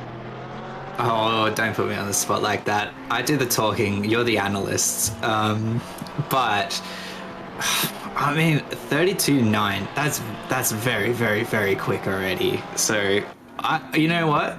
Hot take, it's not going to get quicker. Yeah, as Bab puts it up into P5 in silver class there. That's a very strong performance. Yeah, I think you might be right. We might have a 10th or 2 in there, but that lap time already seems pretty strong from Name. And like you said earlier, the conditions here, it's pretty warm track temp here tonight in Italy. 31 degree track temp, I think it was. So yeah, those times aren't going to be quite as quick as they may possibly be, but who knows, maybe someone's going to try and take a little bit more track and be a little bit braver than someone else, and that's just going to be, that's the key to getting any lap time here, is to abuse the track limits, and all it takes is slightly too much speed into a corner on an exit, and that's going to be a goodbye lap. Super frustrating when that does happen, but very easy to do. Yeah, I feel like when you're searching for that little bit more, you start just getting a little bit sloppy, like you want to get into that corner, like you're like, I can enter it a little bit faster, and then it really screws up your exit. And this track, I mean, every track has them, but I feel like there's quite a few corners that lead onto a decent straight, and if you mess those up, you just bleed time the whole way. So riding on with Andy Bishop, I believe, in that 89 McLaren silver class, up just shy of 2/10 right now. It looks like the leaderboard is really, really tight, so it feels like any improvement is going to get you at least one position. We'll see what he can do as he's progressing around. That kink doesn't have a name, and neither does the second kink. It's Curva del Caro. He's coming around now though, still maintaining just under 2/10 to see if he can put anything together. Looking pretty tidy. He's pretty safe there on the exit, I'd say. You want to be sending it a little more, but yeah, that's a bit more curb. That's what I like to see with a 2.5/10. Not too bad. I believe he just put himself up another position past Chris Albert and 777 Aston Martin. So nicely done. Jumping on with the weather burn now. I think my track map is bung. It's bad. It's only got like 4 corner names. Who prepared this? I just look at the numbers most of the time. I'm not bothered with the Italian pronunciation. I'm just going to embarrass myself. So as we go through turn 8 here, up towards turn 9, as you were saying before, there's a few corners here, some tricky hairpins and tricky braking zones that do lead onto long straights and sort of crucial zones for overtaking later in the race, but also really easy, like this bottom hairpin here, really easy to lose a lot of time into that braking zone, just push it a little bit deep, and it's such a long radius corner that it just feels like it goes on forever, and it's super easy to just throw away a couple of tenths and basically kiss your lap goodbye. Yeah, and it's those really long corners, like the sort of low mid-speed corner, like you want to get on the power so bad, but it's like do it too early and you're just going to wash out wide. It's so frustrating. And Weatherburn not really able to improve, as we do see Name actually improved on that time that we were saying, that some of us were saying was going to be it. So again, pretty head and shoulders above everyone else. 3 tenths to Luca Giacomin and 4 tenths to Purcell. So very, very strong showing from Name. Yeah, absolutely incredible. But yeah, Weatherburn didn't improve on that previous lap, but he's going to get another shot here with across the line with about 50 seconds left. So he'll have time for one more lap, and hopefully he's got the fuel for it as well. Giacomin here up around a 10th, so he's going to have a mega last sector here if he wants to challenge Name for that pole position. But we'll see how he gets the exit. The Ferrari usually pretty good with its TC and good out of the exits in these corners. She's got to get in the power early, try and get those turbos spooled up. Looks like he has done, but hasn't gained too much time, but he's kept it pretty even through these couple of kinks now into a tricky braking zone here before this next hairpin as the timer reaches 0. We go into the overtime here. Couple of tenths found, but don't want to push it too deep into this hairpin. So see if Giacomin, he's actually made up a little bit more time here as he comes through this kink. Should be nice and flat through here, bang it over the sausage curves, and he does. And using all of the road here on entry, all of the road on the apex, and right out wide to the sausage curves again. And he's going to be a couple of tenths. It's going to be close. It's going to put him probably within a tenth of Name, but just not quite enough there to clinch that pole position. So still Name on provisional pole. We'll see how the rest of the field is going to be coming through here in a second. As we see Purcell, looks like he's dead even on this, going to be on this lap time, and basically, yeah, pretty much exactly the same as he puts in with a 33.1, which is still a pretty respectable time here, but just not quite enough. And 4 tenths between the top first position and the third is it's quite a big spread here for this field. Yeah, Giacomin like firmly planting himself in second, but it is, yeah, like a really big gap between the top 3. Not used to seeing so much, as we're on board with David Barker, and that's not gonna quite do it. Unfortunately, was up, but just looking for a little bit too much. As the last car to come through with Vu in the 82 Porsche is up a little bit, but looking a little bit scrappy so far. Bangs it over the sausage curbs. Around the outside, get it pulled up, cross the inside, and we're up about a tenth. It's bleeding down ever so slightly, but that will be enough to get him into P16 in the end. So there we have it. As we will run through our qualifying grid in just a moment. Yeah, super strong performance there for Name on pole position. Giacomin not too far behind him, so we'll see if he's able to keep him honest here tonight and keep on the back of him rather than the dominant performance that we saw from him last week. Name up in P3 and maybe just not quite got the pace of these top 2, but we did see sort of back towards the top 10. It looked like it was pretty tight. It's only a couple of tenths between sort of the back of the top 10 there. So hopefully we're going to have a close race here tonight, as maybe not up front, but we always want to see it. But yeah, definitely back through the field. There's going to be some closer positions here tonight. Oh yeah, the track's not big enough for anyone to get too far away from each other, so I expect some action. So, so we have Name in P1, Giacomin P2. I believe that was Purcell in P3. Weatherburn P4, Michael Babb P5, Jamie Conboy P6. Stop it. Seriously. You've ruined my flow. Nathan Monks P7, Benny Vintner in P8, David Barker P9, and Damiano Thurcolini rounding out your top 10.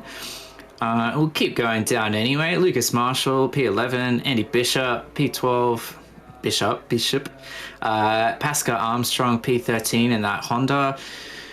Chris Albert in the 777 Aston Martin. Lim in P15. Vu, P16. McLaughlin in P17. Gamble, P18. John Rad, P19. I feel like Rad's been a bit quicker than that. I would have expected him to be a bit further up.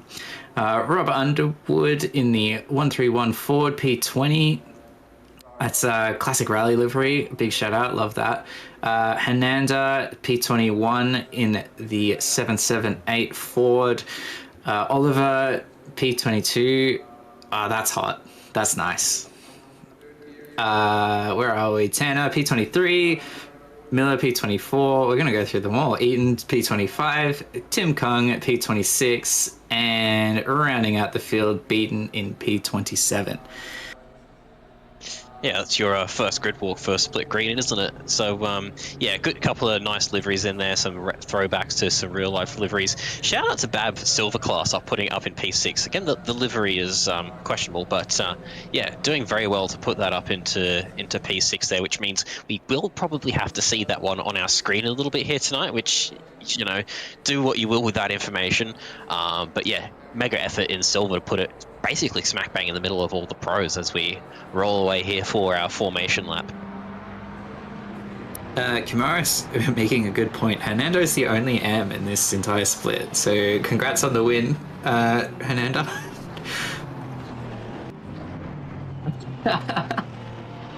But yeah, so going away for the formation lap. Give me a hot take. Can't be named. Who's gonna win? Name and Giacomo collided to T1 and Purcell comes through. I love it. That's hot. Only the spiciest of takes here. The old bloody Bradman strategy. All right, well, I'll let you take away our race start. I mean, we're a little bit far away from it still. We'll get there. Yeah. Oh, Underwood. Someone's forgotten to hit drive or has chosen to start from the pit lane. It's not the worst strategy here. It is a very long exit between sort of when you take the limiter off and getting out onto track is a very long way. But you know, it's probably gonna be some carnage, especially back in that midfield. So maybe just deciding to try and keep his nose clean and starting in the pit lane. So we'll see how that one works out for him. Yeah, a couple of things to watch out for here tonight is we do have a mandatory pit window. So it opens at 10 minutes and closes at 50 minutes. So if you do get caught up in some incidents at the front, it's going to be try and hold out as long as you can to try and make it into that pit window to count off your mandatory pit stop, or you're going to be in trouble later in the race and have to make another pit stop. One other thing to watch out for is track limits. We all know what this is like at Misano. The way to get speed is to abuse the track limit, so there's going to be at least one or two drive-throughs, but I would say probably maybe a third of the field if any split yellow is anything to go by. So watch out for that one here as we come through the last couple of corners here side by side. But yeah, we'll see how these drivers here tackle this track, and hopefully they're able to keep it clean through T1 and T2, T3. No one's going to bounce off any of these sausage curbs, but yeah, it's going to be a difficult one. We want to see some nice close battles, though. As you said, Hernando, the only M on field, so good to see him out there and representing the M classes. We come through the final corner up to the start-finish line ready for this race. We're going to have Name on pole position and Giacomo on second, Purcell taking third position as we come towards the line.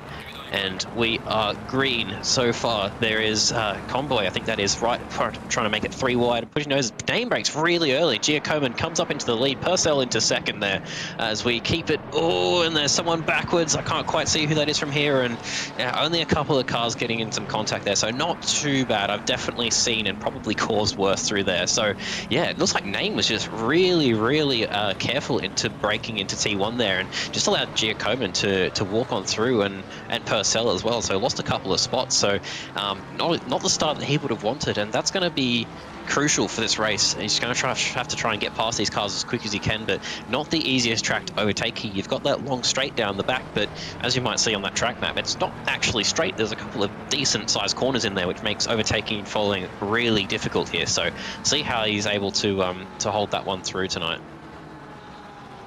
Yeah, getting through there pretty okay. It was interesting from name. Not quite your prediction, but it is almost come true in a way. Rob Underwood really, really far back there. So I think if it was on purpose, not strat. But we'll see what happens with these guys because in split yellow there was quite a bit of blue flag traffic to deal with. The field is not quite as big, but it's still relatively large per the size of the track. So we will see how that plays out, but as we are coming to the close of lap 1, it's going to be Giacomin from Purcell, from Name, from Weatherburn. So if you had that on your bingo card, cross that off. Yeah, as we see Name already all over the back of Purcell, so he's definitely got pace. I think he was just trying to play it cautious. He might have the pace over Purcell in free air, but getting past him is going to be the difficult part here. So see if he can just sit on the back. But also Purcell is still sticking with Giacomo. Giacomo's not running away yet, as we did see him put in the fastest lap. Makes sense, he's the first one to cross the line. But yeah, so not running away, but he's going to have his mirrors full of McLaren at the moment. So the difficult part is going to be for Name, though, just following him and placing that car exactly where you need, because as you can see, using all of the track limits, all the track available to him there, but very easy to put something a little bit wide when all you can see is the car ahead, and it's very easy to follow them out wide and start racking up those track warnings. So he's going to have his work cut out for him as we see him make a little bit of a look towards the outside, and I think Giacomo just made a mistake there. Purcell suddenly closed up a lot coming down here, and now they're both going to be tucked up into the slipstream as we see Weatherburn with Bab right behind him into the slipstream as well. So I'm not sure if there was a mistake there or just ran a little bit deep into the hairpin, but Name's going to sort of try and just fill the mirrors. Oh, as he tries to look around the outside, and that's not worked for him. He's just gone a little bit deep into that last kink before the hairpin. So yeah, looks like he's maybe a little bit desperate to try and make a move early here. But yeah, sometimes you've just got to sit and wait and be patient. Yeah, it was something I wanted to bring up, as you mentioned on lap 1, that back straight that's not that straight comes into like one of the more difficult sections of the track, and like, is it viable to overtake that? Like, we did just see a really skilled operator in Name just go pretty darn wide, because it's just not easy. You have to have a lot of faith in your fellow competitor. Do you think it's possible? Oh, hold that thought. As we got a replay, so Albert just gets a little bit of a tap from the back into the side of someone, and we're doing a bit of bumper cars, and it's a bit how it goes. Not much Albert can do there. Unfortunately, also spun another 90 degrees there, so they're from the back. They're going to be running up the back for a little bit, but you know, that's kind of how it goes.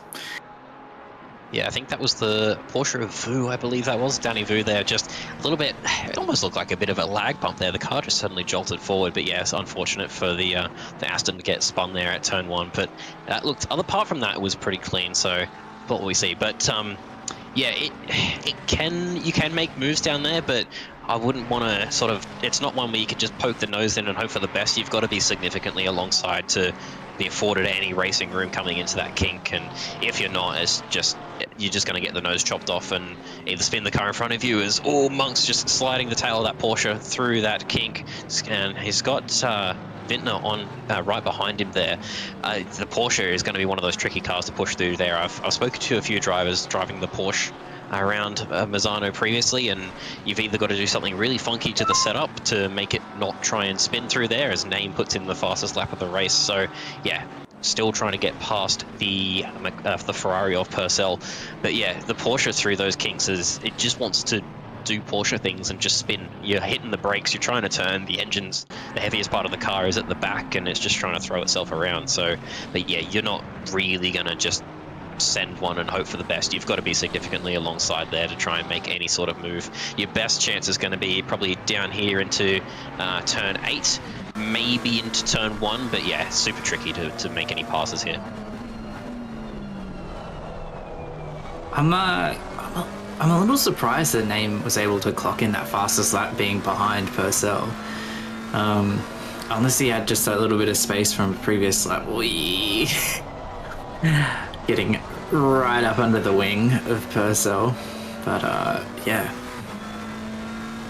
Yeah, he may have just dropped back a little bit and has just close the gap and happen to put in the fastest lap while he's going. As we see McLaren closing on the Ferrari, so McLaren obviously stronger out of that bottom hairpin, as he's going to just try and show the nose and see if he can spook Purcell out of the way, but Purcell's more experienced than that and knows that he's not going to be able to make any move from there and make it stick, so not affording him any room.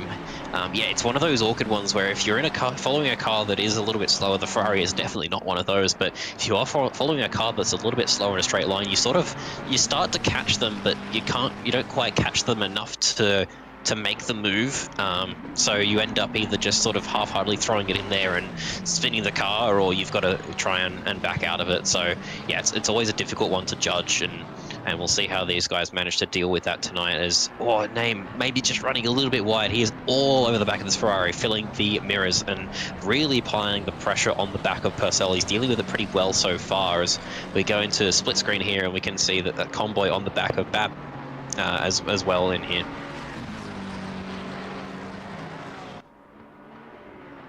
I think that's Ben Higner in the chat, just letting everyone know that the Ferrari is slow on a straight. Thank you, Ben.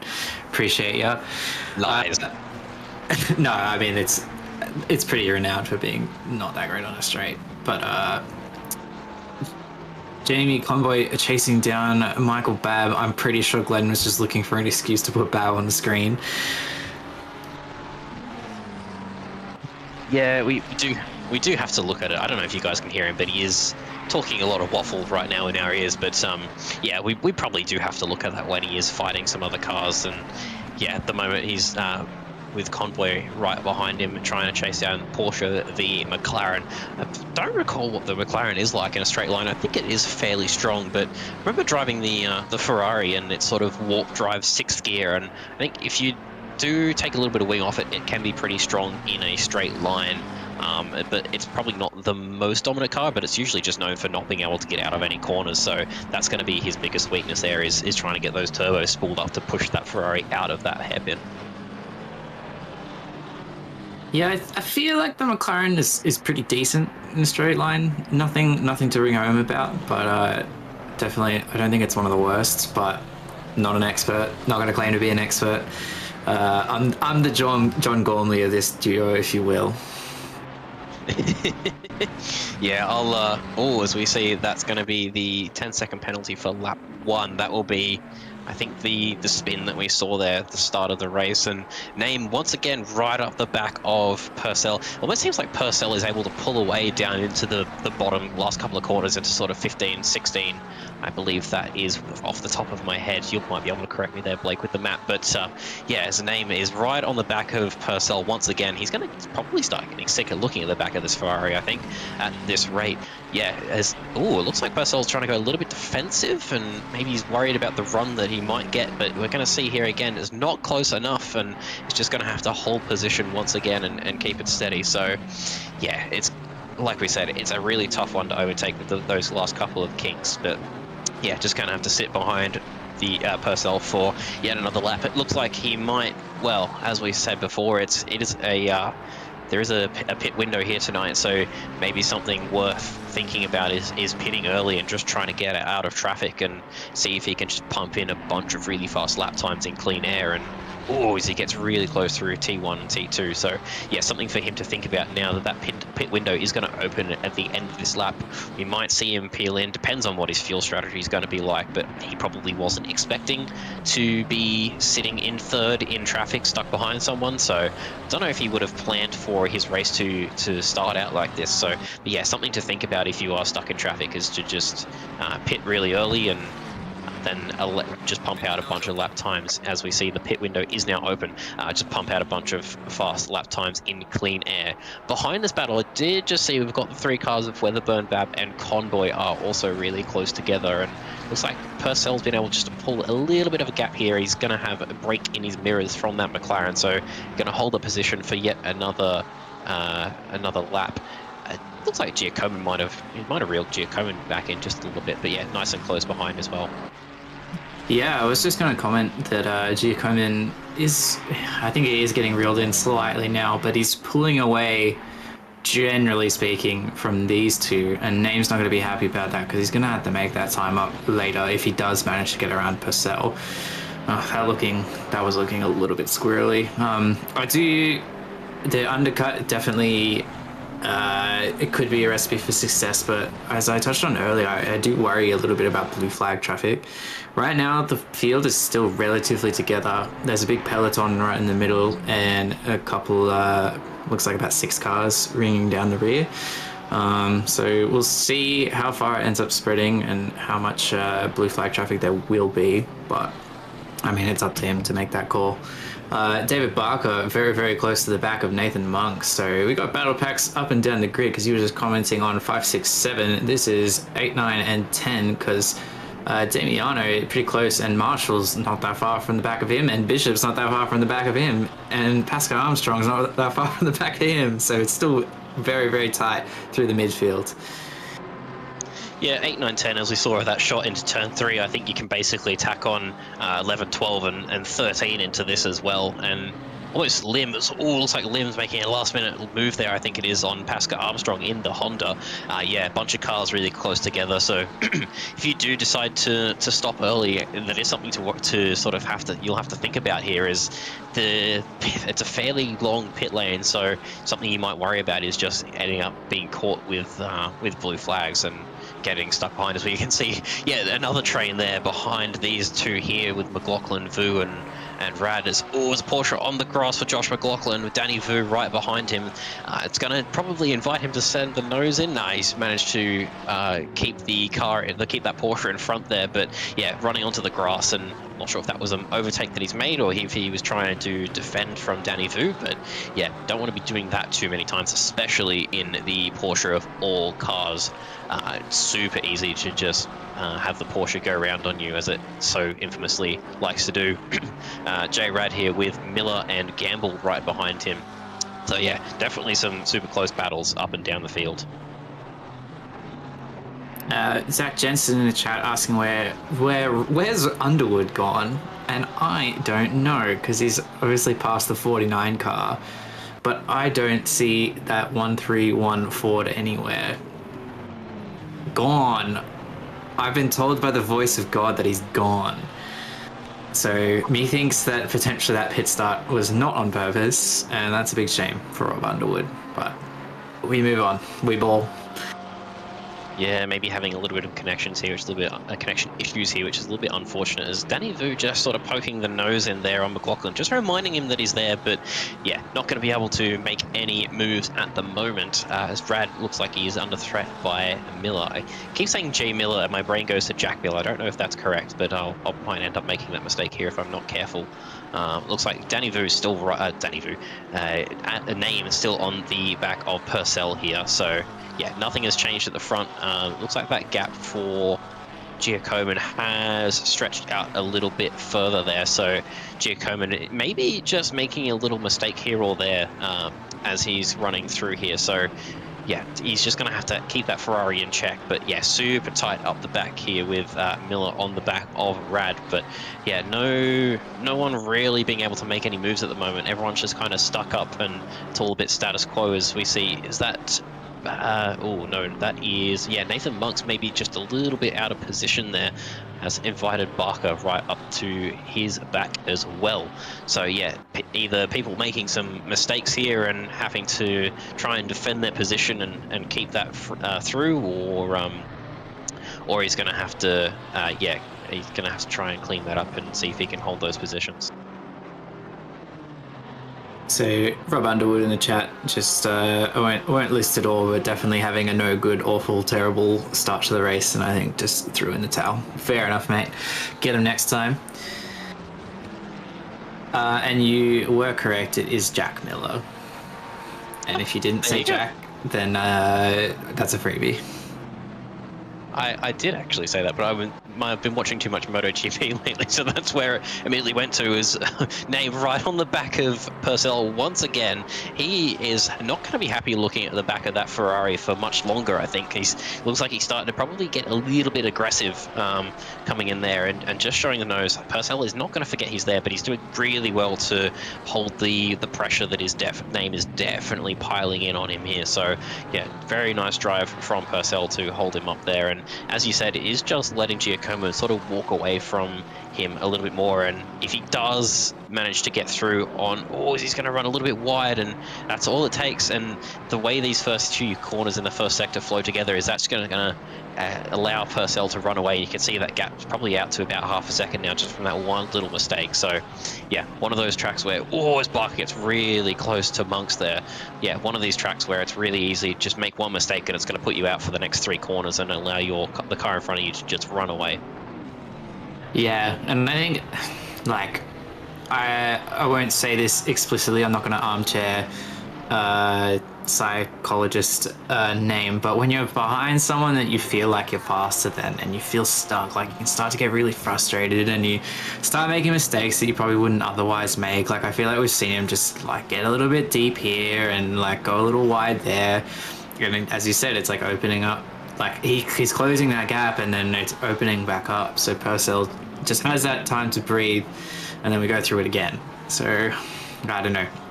I do wonder if potentially pitting might be the go here, because Purcell is just an iron wall right now. But Barker side by side with Nathan Monks on the main screen as we're going around the back straight. Barker's going to have the inside line through the kink and then into the hairpin, but we'll see what they can do with it.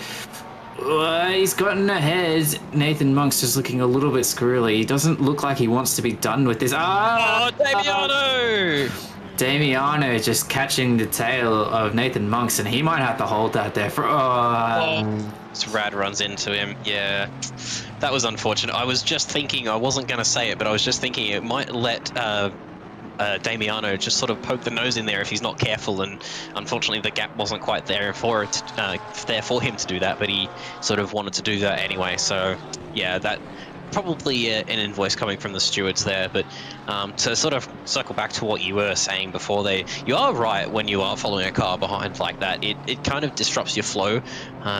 You tend to find if you are pushing hard, you're hitting your brake markers every single lap, every single time, you get into a very constant rhythm, and you can just push on like that without making any mistakes. But once you're up behind a car, you got to change your braking zone, you got to change how hard you're braking not to run into them. So there's a few things. We are now 3 wide coming down into turn 8. This will be interesting.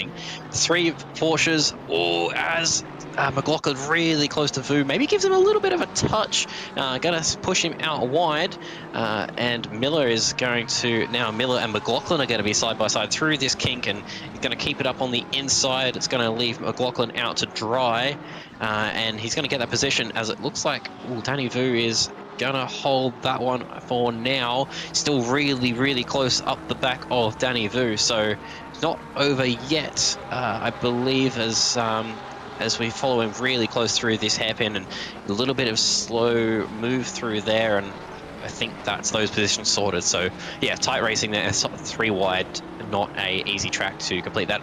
As Danny Vu just gets a big kick of oversteer, and I think that is, I want to say it's McLaughlin at the back there, just kind of inviting him to poke the nose in, but not quite. So maybe running a bit low TC, and all that fighting has just allowed Rad to catch right up to the back of these ones as well. So yeah, a bit of a 4-way fight, and maybe we'll see Miller just sort of run off at the front while these guys continue their squabble.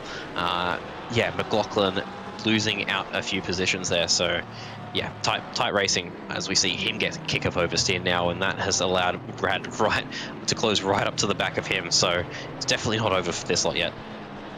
So we have our first pit stops. Lucas Marshall coming in a bit before Dylan Gamble and Nathan Monk. So he's already out there, done his stop. I feel like he was in a bit of just a general thick of it, so maybe wanted to get out of that. But I can imagine Nathan Monk's probably looking to repair some of that damage. I imagine it was relatively substantial.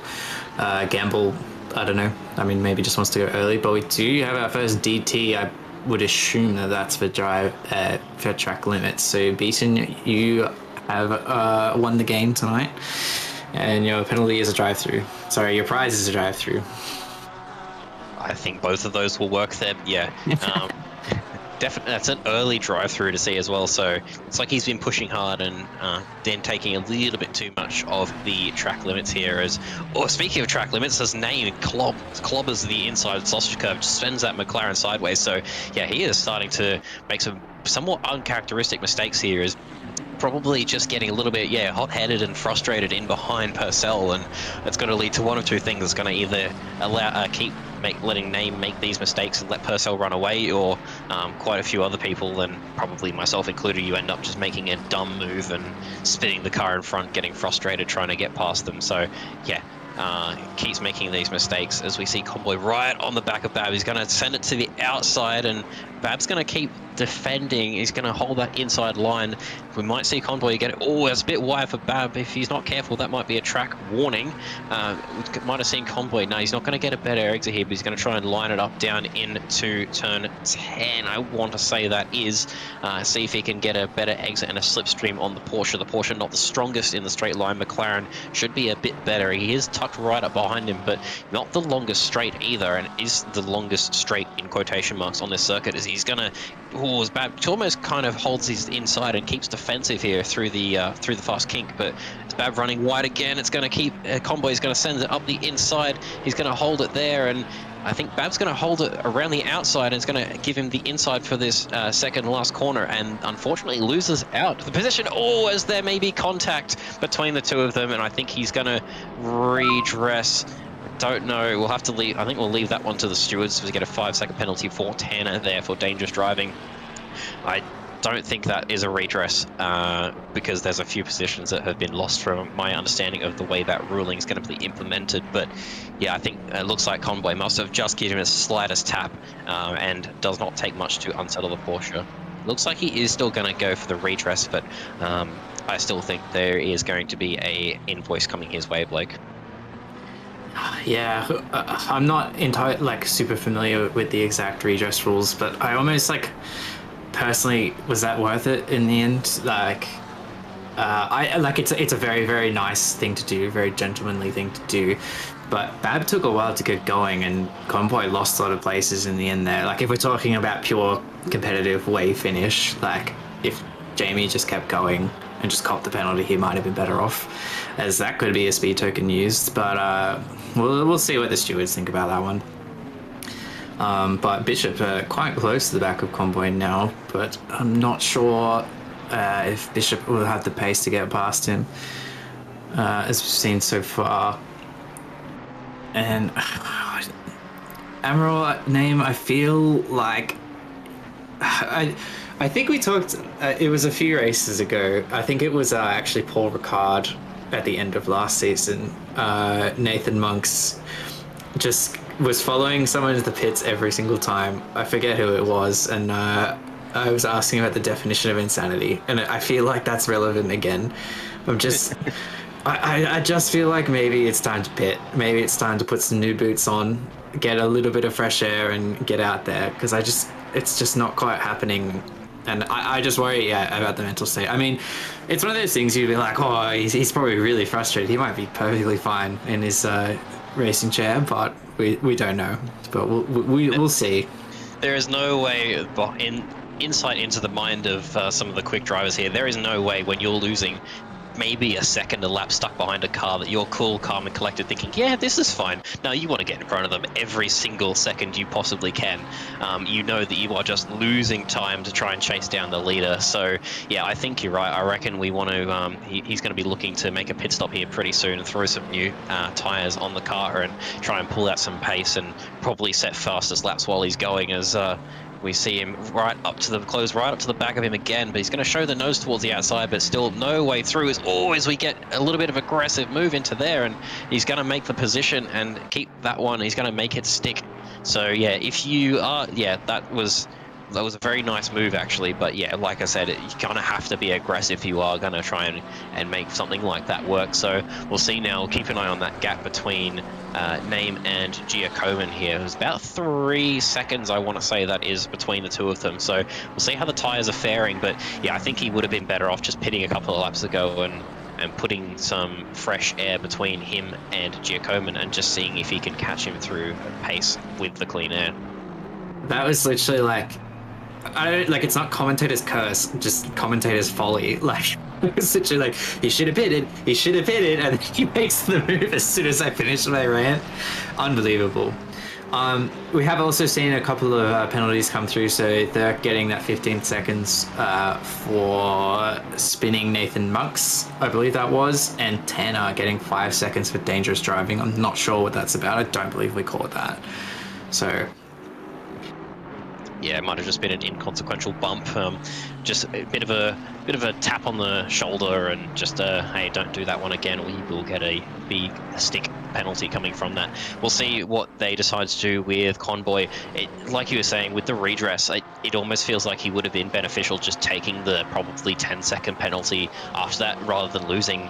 Probably lost what, 3 or 4 positions, I think, from that. So yeah, sometimes it is better to just take the penalty and post-race or in the pit stop, and hell, you still have a pit stop to make, so you might have even made up some of that time anyway. As we see another drive through there for Albert, and I would say that one is going to be for track limits as well. So a couple of drive-throughs and before the halfway point of this race, so definitely going to be some more to come, I think, with those drive-throughs. But yeah, those pit stops, we're going to start seeing those roll out now. I think some of these drivers up the front maybe have fuel to probably go a little bit longer, sort of extend that first stint out and have some fresher tyres for the second stint on some lower fuel, try and pump out some faster lap times. yeah, so work with me here. My analyst, my chum, and the much better driver of the two of us in the booth. Have you raced this race yet? I don't even remember what split you're in. I'm not in sprints this season, but yeah, I've done a handful of races at Misano, and I've done sprint seasons here and there.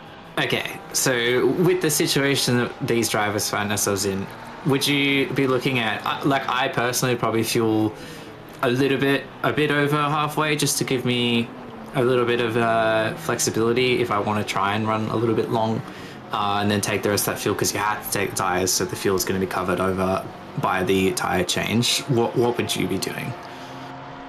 It can vary a little bit track to track depending on how the tyre wear and fuel usage is, but I like to usually go sort of 60-40% in terms of the fuel load split, maybe 65-35 there. But yeah, I like to run a little bit longer in the first stint. It just kind of allows you to either extend a gap or chase someone down and get an overtake done, but you don't want to leave it too close to the end, because if you do have some moves that you need to make or something like that, you still could have got the time at the end of the race to allow that to happen. So yeah, you still want to give yourself some time at the end, but I do like to usually I'll run a little bit longer into the race, just to sort of shorten the end of the race and get the car as light as possible and the tires as fresh as possible.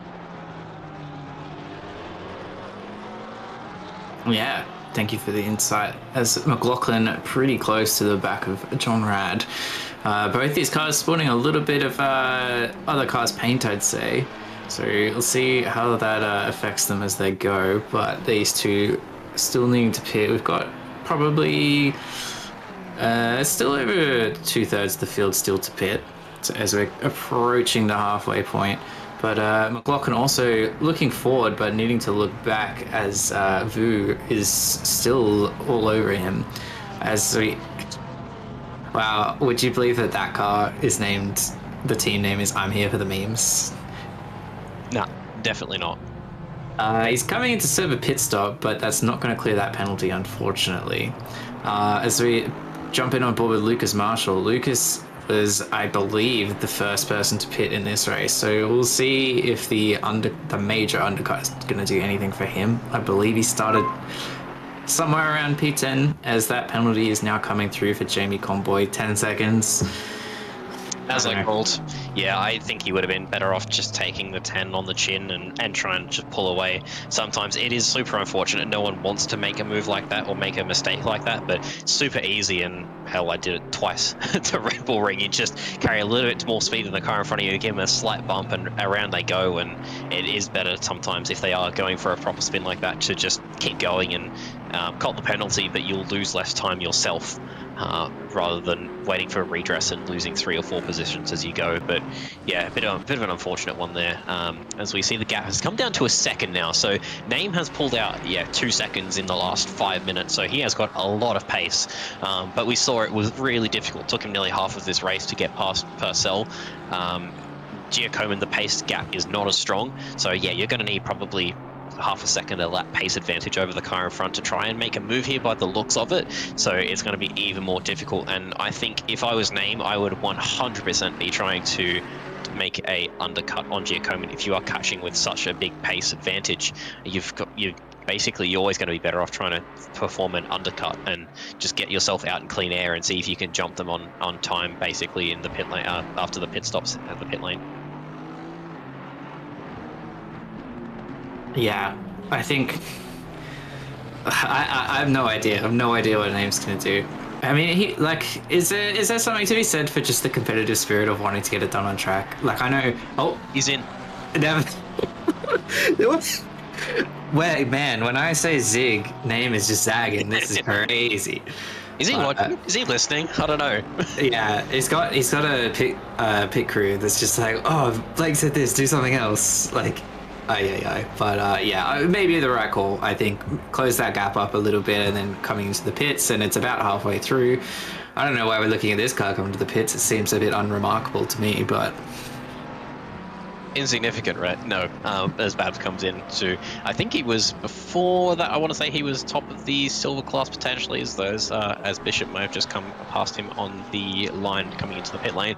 Looks like there's a few drivers that are starting to pile in there. So yeah, just making it a little bit over the halfway mark, as I sort of said before. You probably want to be doing. I'd probably aim to go just a little bit longer, probably towards 25 minutes in the race. But yeah, you want to. Probably make it past the halfway mark, but still leave yourself some time towards the back end of this race to get any moves done or to clear anything out that may still be there. As you see, some more drivers start to pile in. Vintner currently the first driver who has completed a pit stop, so we'll see where Name comes out here. I think he's going to be on the move in a second. Yeah, he's actually already out of the lane. Yeah. So yeah, he's going to come out and we'll see how many laps. The thing Giacomin has to watch out for here is he's probably going to want to try and react to Name, because if he's got some fresh tyres now and he was already closing in on him massively, if Giacomin just keeps out for another 10 minutes or say, he's just going to open himself up to possibly that move being made through strategy alone. So he's probably going to want to react to Name within the next lap or two. Otherwise, he is going to be he's going to risk being jumped. Yeah, I don't think there's too much As we see Giacomin in the pit lane. God, I'm like 3 steps behind these guys tonight. So Purcell in as well. So now is the time to watch the split cams. So we're watching Name come around the circuit. It's a pretty big transit lane, but I do wonder how close this is going to be. I think it'll be close, but I don't think he will have enough in one lap to get the time on him. He's going to have to basically, his outlap would have to be a second faster than what Giacomin has done, which, although saying that, is probably not out of the question. So it's going to be tight. But it's looking close. It's looking close coming around the last corner, thundering down the main straight. Oh, I can never remember where the pit board is. It's just around this corner, is it not? Yeah, it's right towards the end, and as the pit lane also feeds out to turn 3, so he's still not there yet. This is going to be really tight. No, he's not there yet. And there he is, I think. Yeah, he has. Wow, with a big gap. Okay, I will eat my own words there. That's only like a second gap, I think, over Giacomin. So yeah, that pace that he has in hand is extreme, and we will probably now just see him walk away, and we'll see him probably next time when he crosses the line to win this race, if nothing else goes wrong. Yeah, I think Glenn, close that small camera. I don't think we need it anymore. There you go. Well, at least Glenn will do what I say. These guys on the track, absolutely not. One can hear you, one can't, but we'll ignore that fact. Yeah, wow, what an outlap that must have been for Name. Weatherburn coming in the forward credit, Ford, and Barker also coming in, as we're sort of seeing the last of the field bring themselves in. Damiano coming in, probably going to set that penalty. Pascal Armstrong coming in too in the Nevermind Honda or NVM Honda. Don't know if it's meant to be pronounced as the acronym, but maybe we'll get that info from afterwards. So we're just looking at Convoy and Bishop. So Convoy... See real quick, what was the lap time that Name did on his outlap? That must have been like a 33, although it wasn't fastest lap of the race, so either Giacomin may have been struggling on his tyres and had a slow lap, but yeah, I still can't believe that gap. That is a crazy gap to pull over a one lap one lap undercut. Yeah, well, just looking at JC obviously extremely skilled. His last lap was a 36, his best is a 33. So I wonder, is the tyre delta that large? Is that,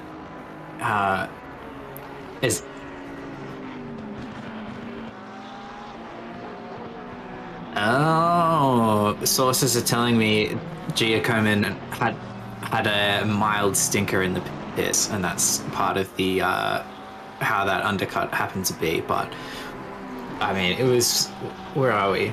I mean, they're 2 seconds between them now, so maybe that was just it.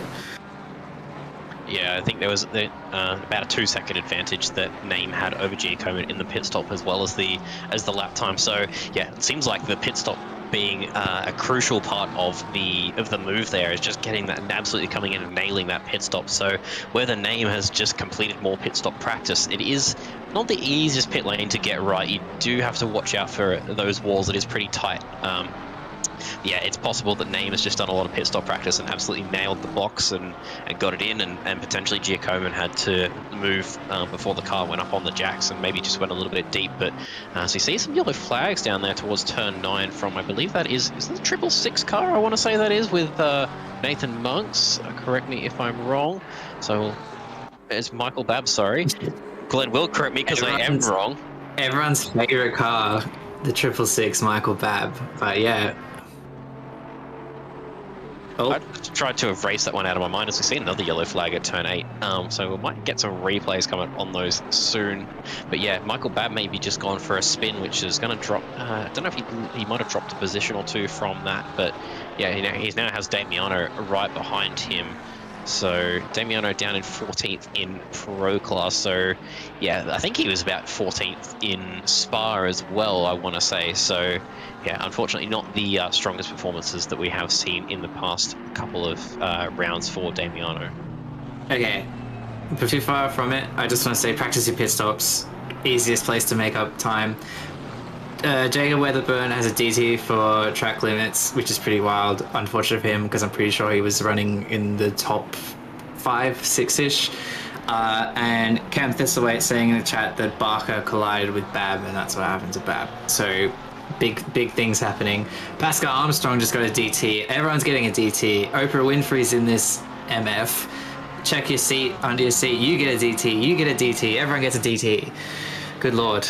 There's Miller. Wow, what a reference. I think I showed my age a little bit there, potentially. Do the young people here even know who Oprah Winfrey is anymore? Anyway, Miller, very close to John Rad. John Rad, I don't know if he's having... I mean, P14's pretty good. It's good for Pro-Am. I've built some kind of pedestal for John Rad that is not actually meant for him. I've put someone else's level of skill as Miller having a look around that big kink, and that's just very tricky move to make. Luckily going wide rather than into Rad, but yeah. Yeah, I think P14 is a respectable result from Rad. It's probably about right. He's been in OR for a fair while now. I think he was previously in the AM class and has moved up to Pro-Am. I have seen him improve over the last few years, but yeah, I think that's a respectable performance for Rad. But yeah, probably about where I would be expecting him to be right now. Maybe a little bit higher, but yeah, good performance for him. Yeah, I think from memory, I think it's because he started on pole in Barcelona, but that might have been a super sprint round where it was reverse grid, and so maybe I'm assigning him credit for P1 where it's the reverse grid, so it's slightly different. I'm getting called a boomer in the chat. I'm not that old. Okay, far out. What she doesn't realize is that's me, but we'll ignore that. I mean, I'm not going to get into all of that. There's racing to talk about, but Side-by-side action. yeah. Side-by-side action. Unfortunately, not so much anymore. But here's that moment between Barker and Bab. That's, okay. Worse. Hold on, it's still coming. Oh. What are we? And Marshall copping a bit of that. That's just a bit ugly racing all around. Bab just getting really, really wide through that hairpin, giving Barker a bit of the business, and then, I mean, the Barker thing is just bad. I imagine they're both going to get a bit of an invoice there. Damiano Thurcolini with a drive-through. I told you, everyone's getting one. It's popular right now. All your friends are doing it. Yeah, as we see Weatherburn now looking to make a move on Rad as he's going to throw that Mustang up the inside into turn one. Nicely done, just as you like to see. Rad still sticking it close, but yeah, Weatherburn with a big pace advantage over Rad and Miller, so shouldn't have too much difficulty getting through. Unfortunately, copying that drive-through earlier in the race has put him back down, I think towards mid-pack roughly in this race, so unfortunate to see. Yeah, a lot of drive-throughs coming through, and we still have 20 minutes left in this race, so there may be more to see, but yeah, that incident was just a little bit classic example of one person wanting to use a lot more room of the track than they're actually being allowed to by the car on the racing line. So we'll see how the stewards do with that one, but I'm not envious of having to sort that one out. I've done a bit of stewarding in my time, and those ones are never nice to sort. Yeah, stewards are a little bit busy tonight. I wouldn't say we're popping bottles yet, but They might be looking at the shelf. I will say, as Weatherburn having a look at the inside, he's gonna make McLaughlin a little bit nervous here. McLaughlin with that penalty anyway, but I think Weatherburn is probably gonna get that done before they even get there. Yep. Very, very nice. So getting that move done into the hairpin, and Miller T2, so all there as he comes straight in to serve that one. Yeah, straight line of speed of the Mustang definitely helping him get past Miller there in the Porsche. I don't recall what that penalty was for McLaughlin. I don't remember who he may have made contact with earlier. It was for ignoring blue flags. So. Oh, okay. Yeah, that's why we didn't see anything come through that. As that will now release Rad into a bit of clean air, and the pressure from McLaughlin is going to be dropped from him, so it'll allow him to hopefully get his head back down and just focus on hitting his marks and getting back into a rhythm. I will say, so if anyone's not familiar, Lucas Marshall is my duos partner. We're good mates IRL. We were having a chat about this race just before he jumped in, and I was sort of saying, like, everyone knows it, but well, that's a bit funny move back there, but track limit's obviously a big thing. But for me personally, I found like when I was chasing someone is actually when I was getting the most track limit warnings. Like, I think, you know, it's hard to follow people, as you said. It's not your normal braking markers, it's not your normal lines potentially. You're having to be pretty careful, and yeah, you can make those mistakes. So I wonder if that's happening to a few people there. As that's a big cut by Giacomin, cashing in those speed tokens, but yeah, making up a bit of time here actually. So Giacomin coming on strong through his second stint, down to 1.2. We'll see what the timing tower says after the next sector. Yeah, maybe just getting lucky with some blue flags. It can be easy just to get caught up and catch a blue flag in the wrong spot in this track. If you catch them down towards sort of those kinks 11, 12 and 13, you can easily lose a second or two. So potentially, yeah, Giacomin or name has just lost out on some blue flags, or has gotten lucky somewhere else that held name up. So yeah, we'll see how that gap is now out to 1.4 seconds. But yeah, it looks like he might be a little bit closer than that. So we'll see what the Delta updates to here once he comes across the start-finish line. But yeah, not too far away at all. So still keeping name honest here tonight so far. But yeah, super easy to lose up some of that time. We'll see as he comes across the lines. 1.6 seconds, so it's falling back pretty rapidly. Whether the car I was going to say before, maybe the car's a bit lighter on fuel, or the tyres are just holding up a little bit better on the Ferrari versus the McLaren. But yeah, I would say most likely, looking at the way that Delta is now dropping, that Name just got held up by some blue flags. Yeah, or Name also might have just been putting it in coast a little bit and seeing Geocomin actually making up some time. It's like, oh wait, we're still racing. Better get going.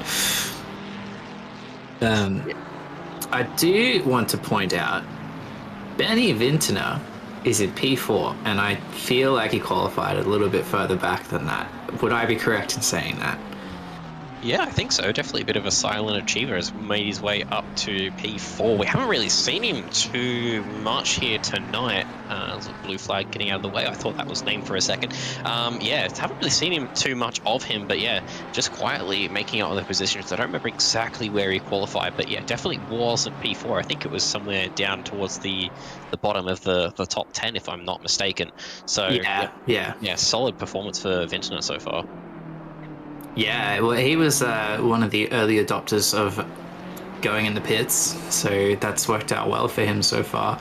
But he's racing his own race right now. I think it was about 17 seconds ahead of him and about 7 seconds behind Barker, so we'll just have to bring that one home. As Pit providing some BMW insight. And there's a faster lap for Geocomin. Pit providing some BMW insight with the amazing tyre wear the BMW definitely doesn't have. Yeah, so his tyres may be a little bit hurting towards the end of this race, but yeah, making the undercut towards the start and just keeping his nose clean, not getting into any fights, which is probably why we haven't seen him. But yeah, slowly been making his way up while other people are losing time in battles. So definitely a strategy that we can that you can make work here time and time again.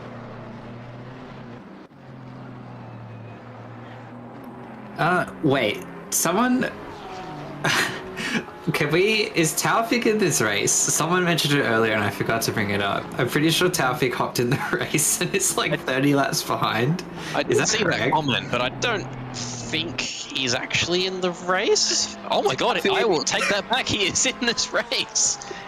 I admire the commitment there, Moyen. Yeah, okay. What a ledge. What a ledge. Yeah. Well, he hasn't completed his mandatory pit stop here, so he better make that move pretty soon, or he's going to be copying a penalty to make sure he really finishes last. He's going to Monza again. Taufik didn't pit within the pit. Yes! Let's go, Taufik! Oh, the people's champion. The dedication of that man is admirable. Wasn't he also the one that was racing on significant painkillers? Yeah, he did do that at one point. We saw him in chat earlier saying he wasn't able to make the race, so I mean, better late than never, I guess. I mean, he's still going to get points, right? He's still going to get points in 26, yeah. So he's in it for the long run. Oh, that's really, really funny to me. All right. 3 point counts. It does. Taufik's saying he might not be able to do the rest of the season. He's got a new job, and I think he's moving. He's not sure where, what the internet situation is going to be like. So, congrats on the job, mate. I hope it works out well for you. Michael Babb copping a 15-second penalty for that one. So that's interesting. That's a pretty big whack for that. That is. I don't know if that's the way I was expecting that to go. I want to see what Barker gets though, because there was the first incident and the second incident. I wonder if maybe it was a pretty significant dive bomb and we didn't quite catch that, because he was carrying a lot of speed into that hairpin to go that wide. It was deep, but I don't know if that was worth 15 for that first part. Maybe we'll get some eyes on that move again just to sort of refresh our brains a little bit. But yeah, 15 seems like it was pretty harsh for that first initial tap. But the stewards obviously have more angles than we do, so we'll leave that to them. No, the stewards know what incident laps happened on. Chat telling me that is for a prior incident to the one that we are thinking of. So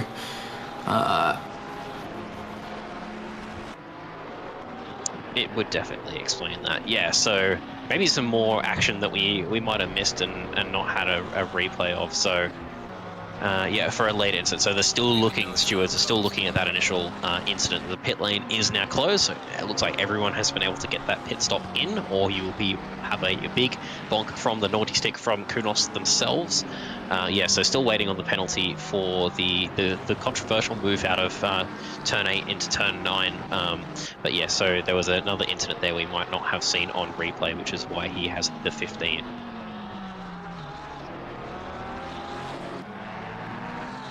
Giacomin's, he's kind of up and down on the back of name. I do have insider sources. I did just see that Marshall's Assetto Corsa. My Steam just notified me that Marshall is playing Assetto Corsa again. I see he's still in the race, so hopefully it's okay. He did just drop about 6/10 to Convoy there, so I'm not sure if he's had a small issue. That's straight hot from the press, straight from the source. Hot off the press, Lucas Marshall is still in fact playing ACC. We see Giacomin a little bit wide out of the final corner over those sausage curbs. Yeah, I've seen Steam do that from time to time. It'll remind me of friends playing a game that they were still playing, so hopefully nothing too big from that.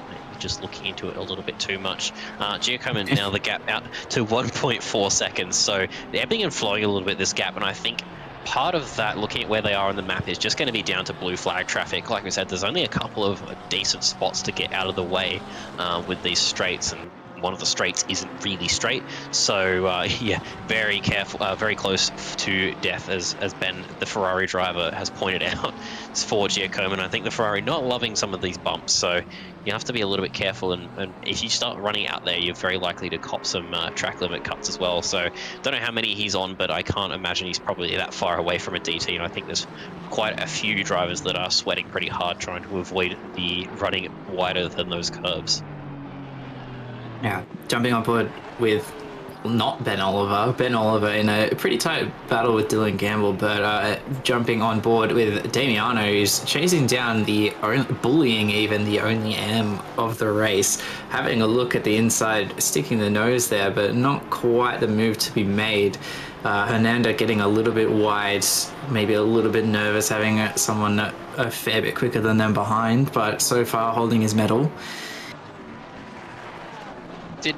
Damiano had a DT, didn't he? I was going to say he was up in 14th, I think, so I don't know how he got back there, but yeah, DT would absolutely do that. Yeah, he had a penalty as well as that, so it's one to forget for Damiano. Yeah, Hernando absorbing that pressure pretty well as we are approaching.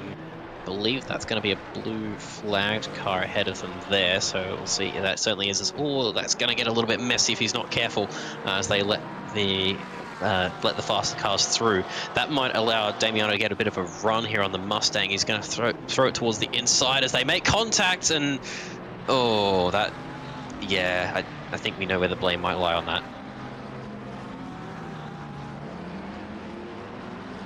Oh, as that's name going by them. So Thurklini almost getting going, maybe slightly too early, but managed to get going again without too much trouble. But he's found himself between, the leading pack, that's for sure. But that gap looks like it's opened up a little bit between Giacomin and Name. Yeah, it's not the only thing he's found himself in, as unfortunately he's found himself in a bit of hot water once again tonight, so might be looking to receive another invoice from the stewards. But yeah, couldn't see it clearly from the front, but unfortunately I think he might have just been a little bit too late on the brakes trying to get past Hernando. Yeah, it's a bit of the vortex of death situation where it's it's closing up very, very fast. There's not really a lot of room to put yourself. As you said, we didn't really get, the stewards have all the angles. We only saw it from the outside of the corner, but yeah, we'll see what they do. But Michael Babb just getting 10 seconds. Someone in chat smarter than me will tell me if that is actually the lap that instant we saw. Yeah, I would say so, because David Barker also getting a 10-second penalty for those shenanigans. Yeah, I think that's more in line with what we would have expected to have seen from those, and the irony of that all being that now that both the penalties are applied, they're pretty much even. So barge one out the way, barge another out the way, and you both get an invoice, and we're sort of back to square one for both of them. But yeah, unfortunately, probably gonna drop some positions with both of them there. Barker, yeah, gonna lose out quite a spot or two, and don't know where Bab is at the moment. He's not on the. He's in P10. Oh, there he is in P10. So yeah, 25 seconds of penalties in total for Bab. So he's gonna, yeah, that's gonna sting. He's gonna notice that one at the end. Not one that you forget about. But we're coming into the final act of this race, if you will. 4.5 minutes to go. And it looks like the stage may be set at the top. So you have Name 2 seconds ahead of Giacomin and Purcell 11 seconds behind them. So that is a mild indicator of how much more pace that Name had over Purcell as he was behind him for a good bit of that race. Name just getting the flashes on, trying to get that, corral that blue flag traffic out of the way. Vintner, this sneaky silent P4 up from, I think it, as we said, somewhere like P8, P9, so very, very nice race for him. David Barker on track currently P5, but he's going to drop, I'd say, to 7th, with Bishop leading silver car quite far up there. Well done. And Jamie Comboy P7, Lucas Marshall P8, and Weatherburn P9. Great livery on that car. Don't know who did that, but they must have done a really good job. And Michael Babb on track, your P10, he's going to be pretty far down there. So Lim, the Pro-Am, leading Pro-Am car, going to be P10 if things stay as the way that they are currently. Yeah, it's been a pretty eventful race so far. There's been a fair bit of us to keep talking about as we see Taufik unfortunately not chasing down Daryl Lim for position, quite a few laps down.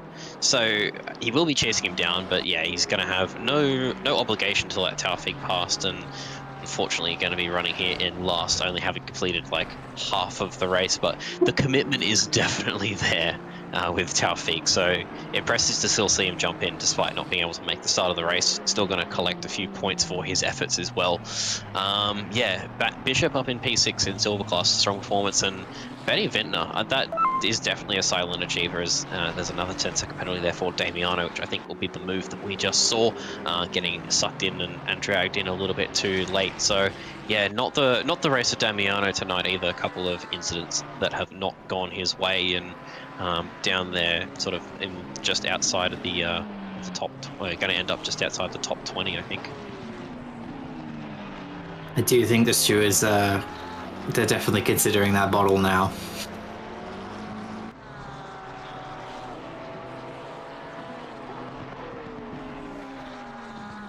As we jump on board, Andy Bishop, the 89 McLaren, very, very good effort. Top of class, P6 overall in a pretty competitive split. You'd have to be pretty happy with that. As he's coming across some blue flag traffic, going through Variante del Parco, if you will. Blue flag traffic moving out of the way relatively nicely. It is a pretty tricky track for blue flags. There's a few places you can be caught out on, but that person, nothing to complain about there. Yeah, I think we're seeing the results of that up the front when you look at the gap between P1 and P2, sort of ebbing and flowing between 1 to 2 seconds, depending on sort of who gets caught out with what blue flag car and where. It does sort of balance itself out, but it can be a little bit frustrating when you end up losing half a second behind a blue flag car that you've caught in an unfortunate spot. Unfortunately, nothing they can do, but yeah, they do need to move, but yeah, they still need to make sure that they move in a safe place and don't try and let you through on the outside of a hairpin or something crazy like that. It's never what you want to see. It's definitely very distracting as the car behind. As we see, Taufik does make the move, and well, unlap himself isn't even quite what the right word for that is going to be, as gains a lap on Lim, I suppose. Yeah, a bit of an unusual sight here tonight, but yeah, we definitely admire the effort that Taufik has done despite missing the start. Yeah, Lim actually showing a good blue flag maneuver, but not actually being blue flagged at all.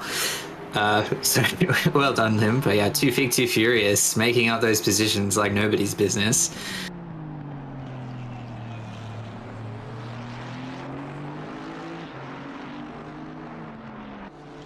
As the clock ticks to 0 and names actually coming through to the end of the circuit, so the race will be over, right? That's how this works.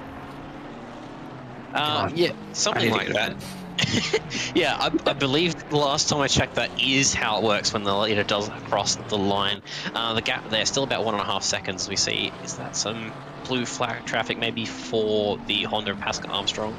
I'm not quite sure there, or whether they are fighting for position, but it looks like I think they're fighting for position actually. So that means that up to P16 has been lapped. So that's a fair chunk of the field that has been lapped, but definitely a shorter track. And we'll see name come through P1, Giacomin in P2, 2 seconds behind. Purcell did an amazing effort to hold off name for about 30 odd minutes there at the start of the race to take home the final step of the podium.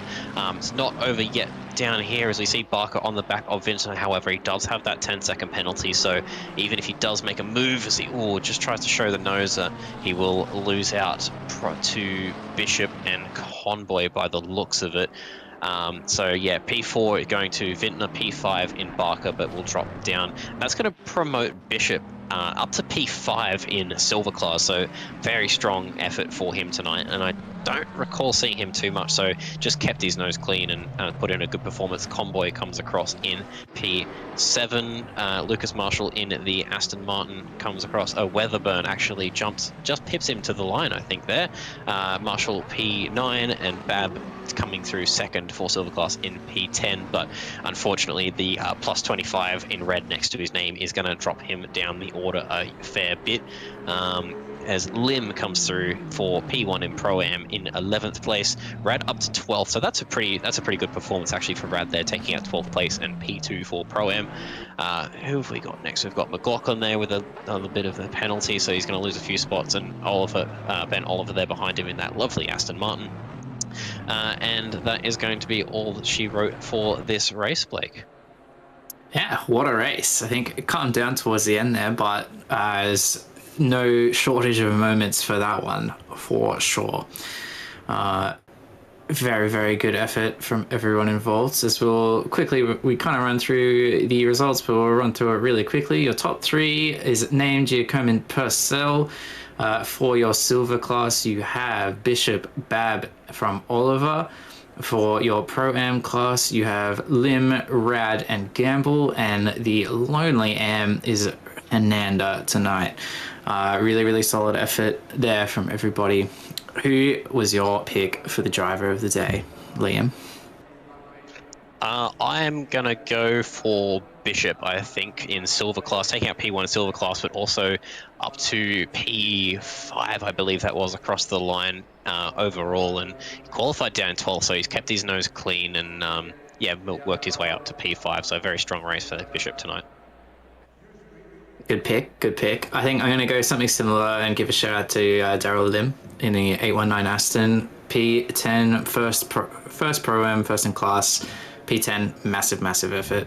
And little subtle shout out, I think, to Ben Vintner. It's a really good strategy call, played off and survived on those tires that are apparently garbage in the BMW. So good stuff. Well, that's it for Wednesday night's action. That was round 2 at Misano. Thank you very much for joining me in the booth, Liam, and big thanks to Glenn for broadcasting. Big thanks to all our patrons, and thank you guys for tuning in, and we'll see you next time.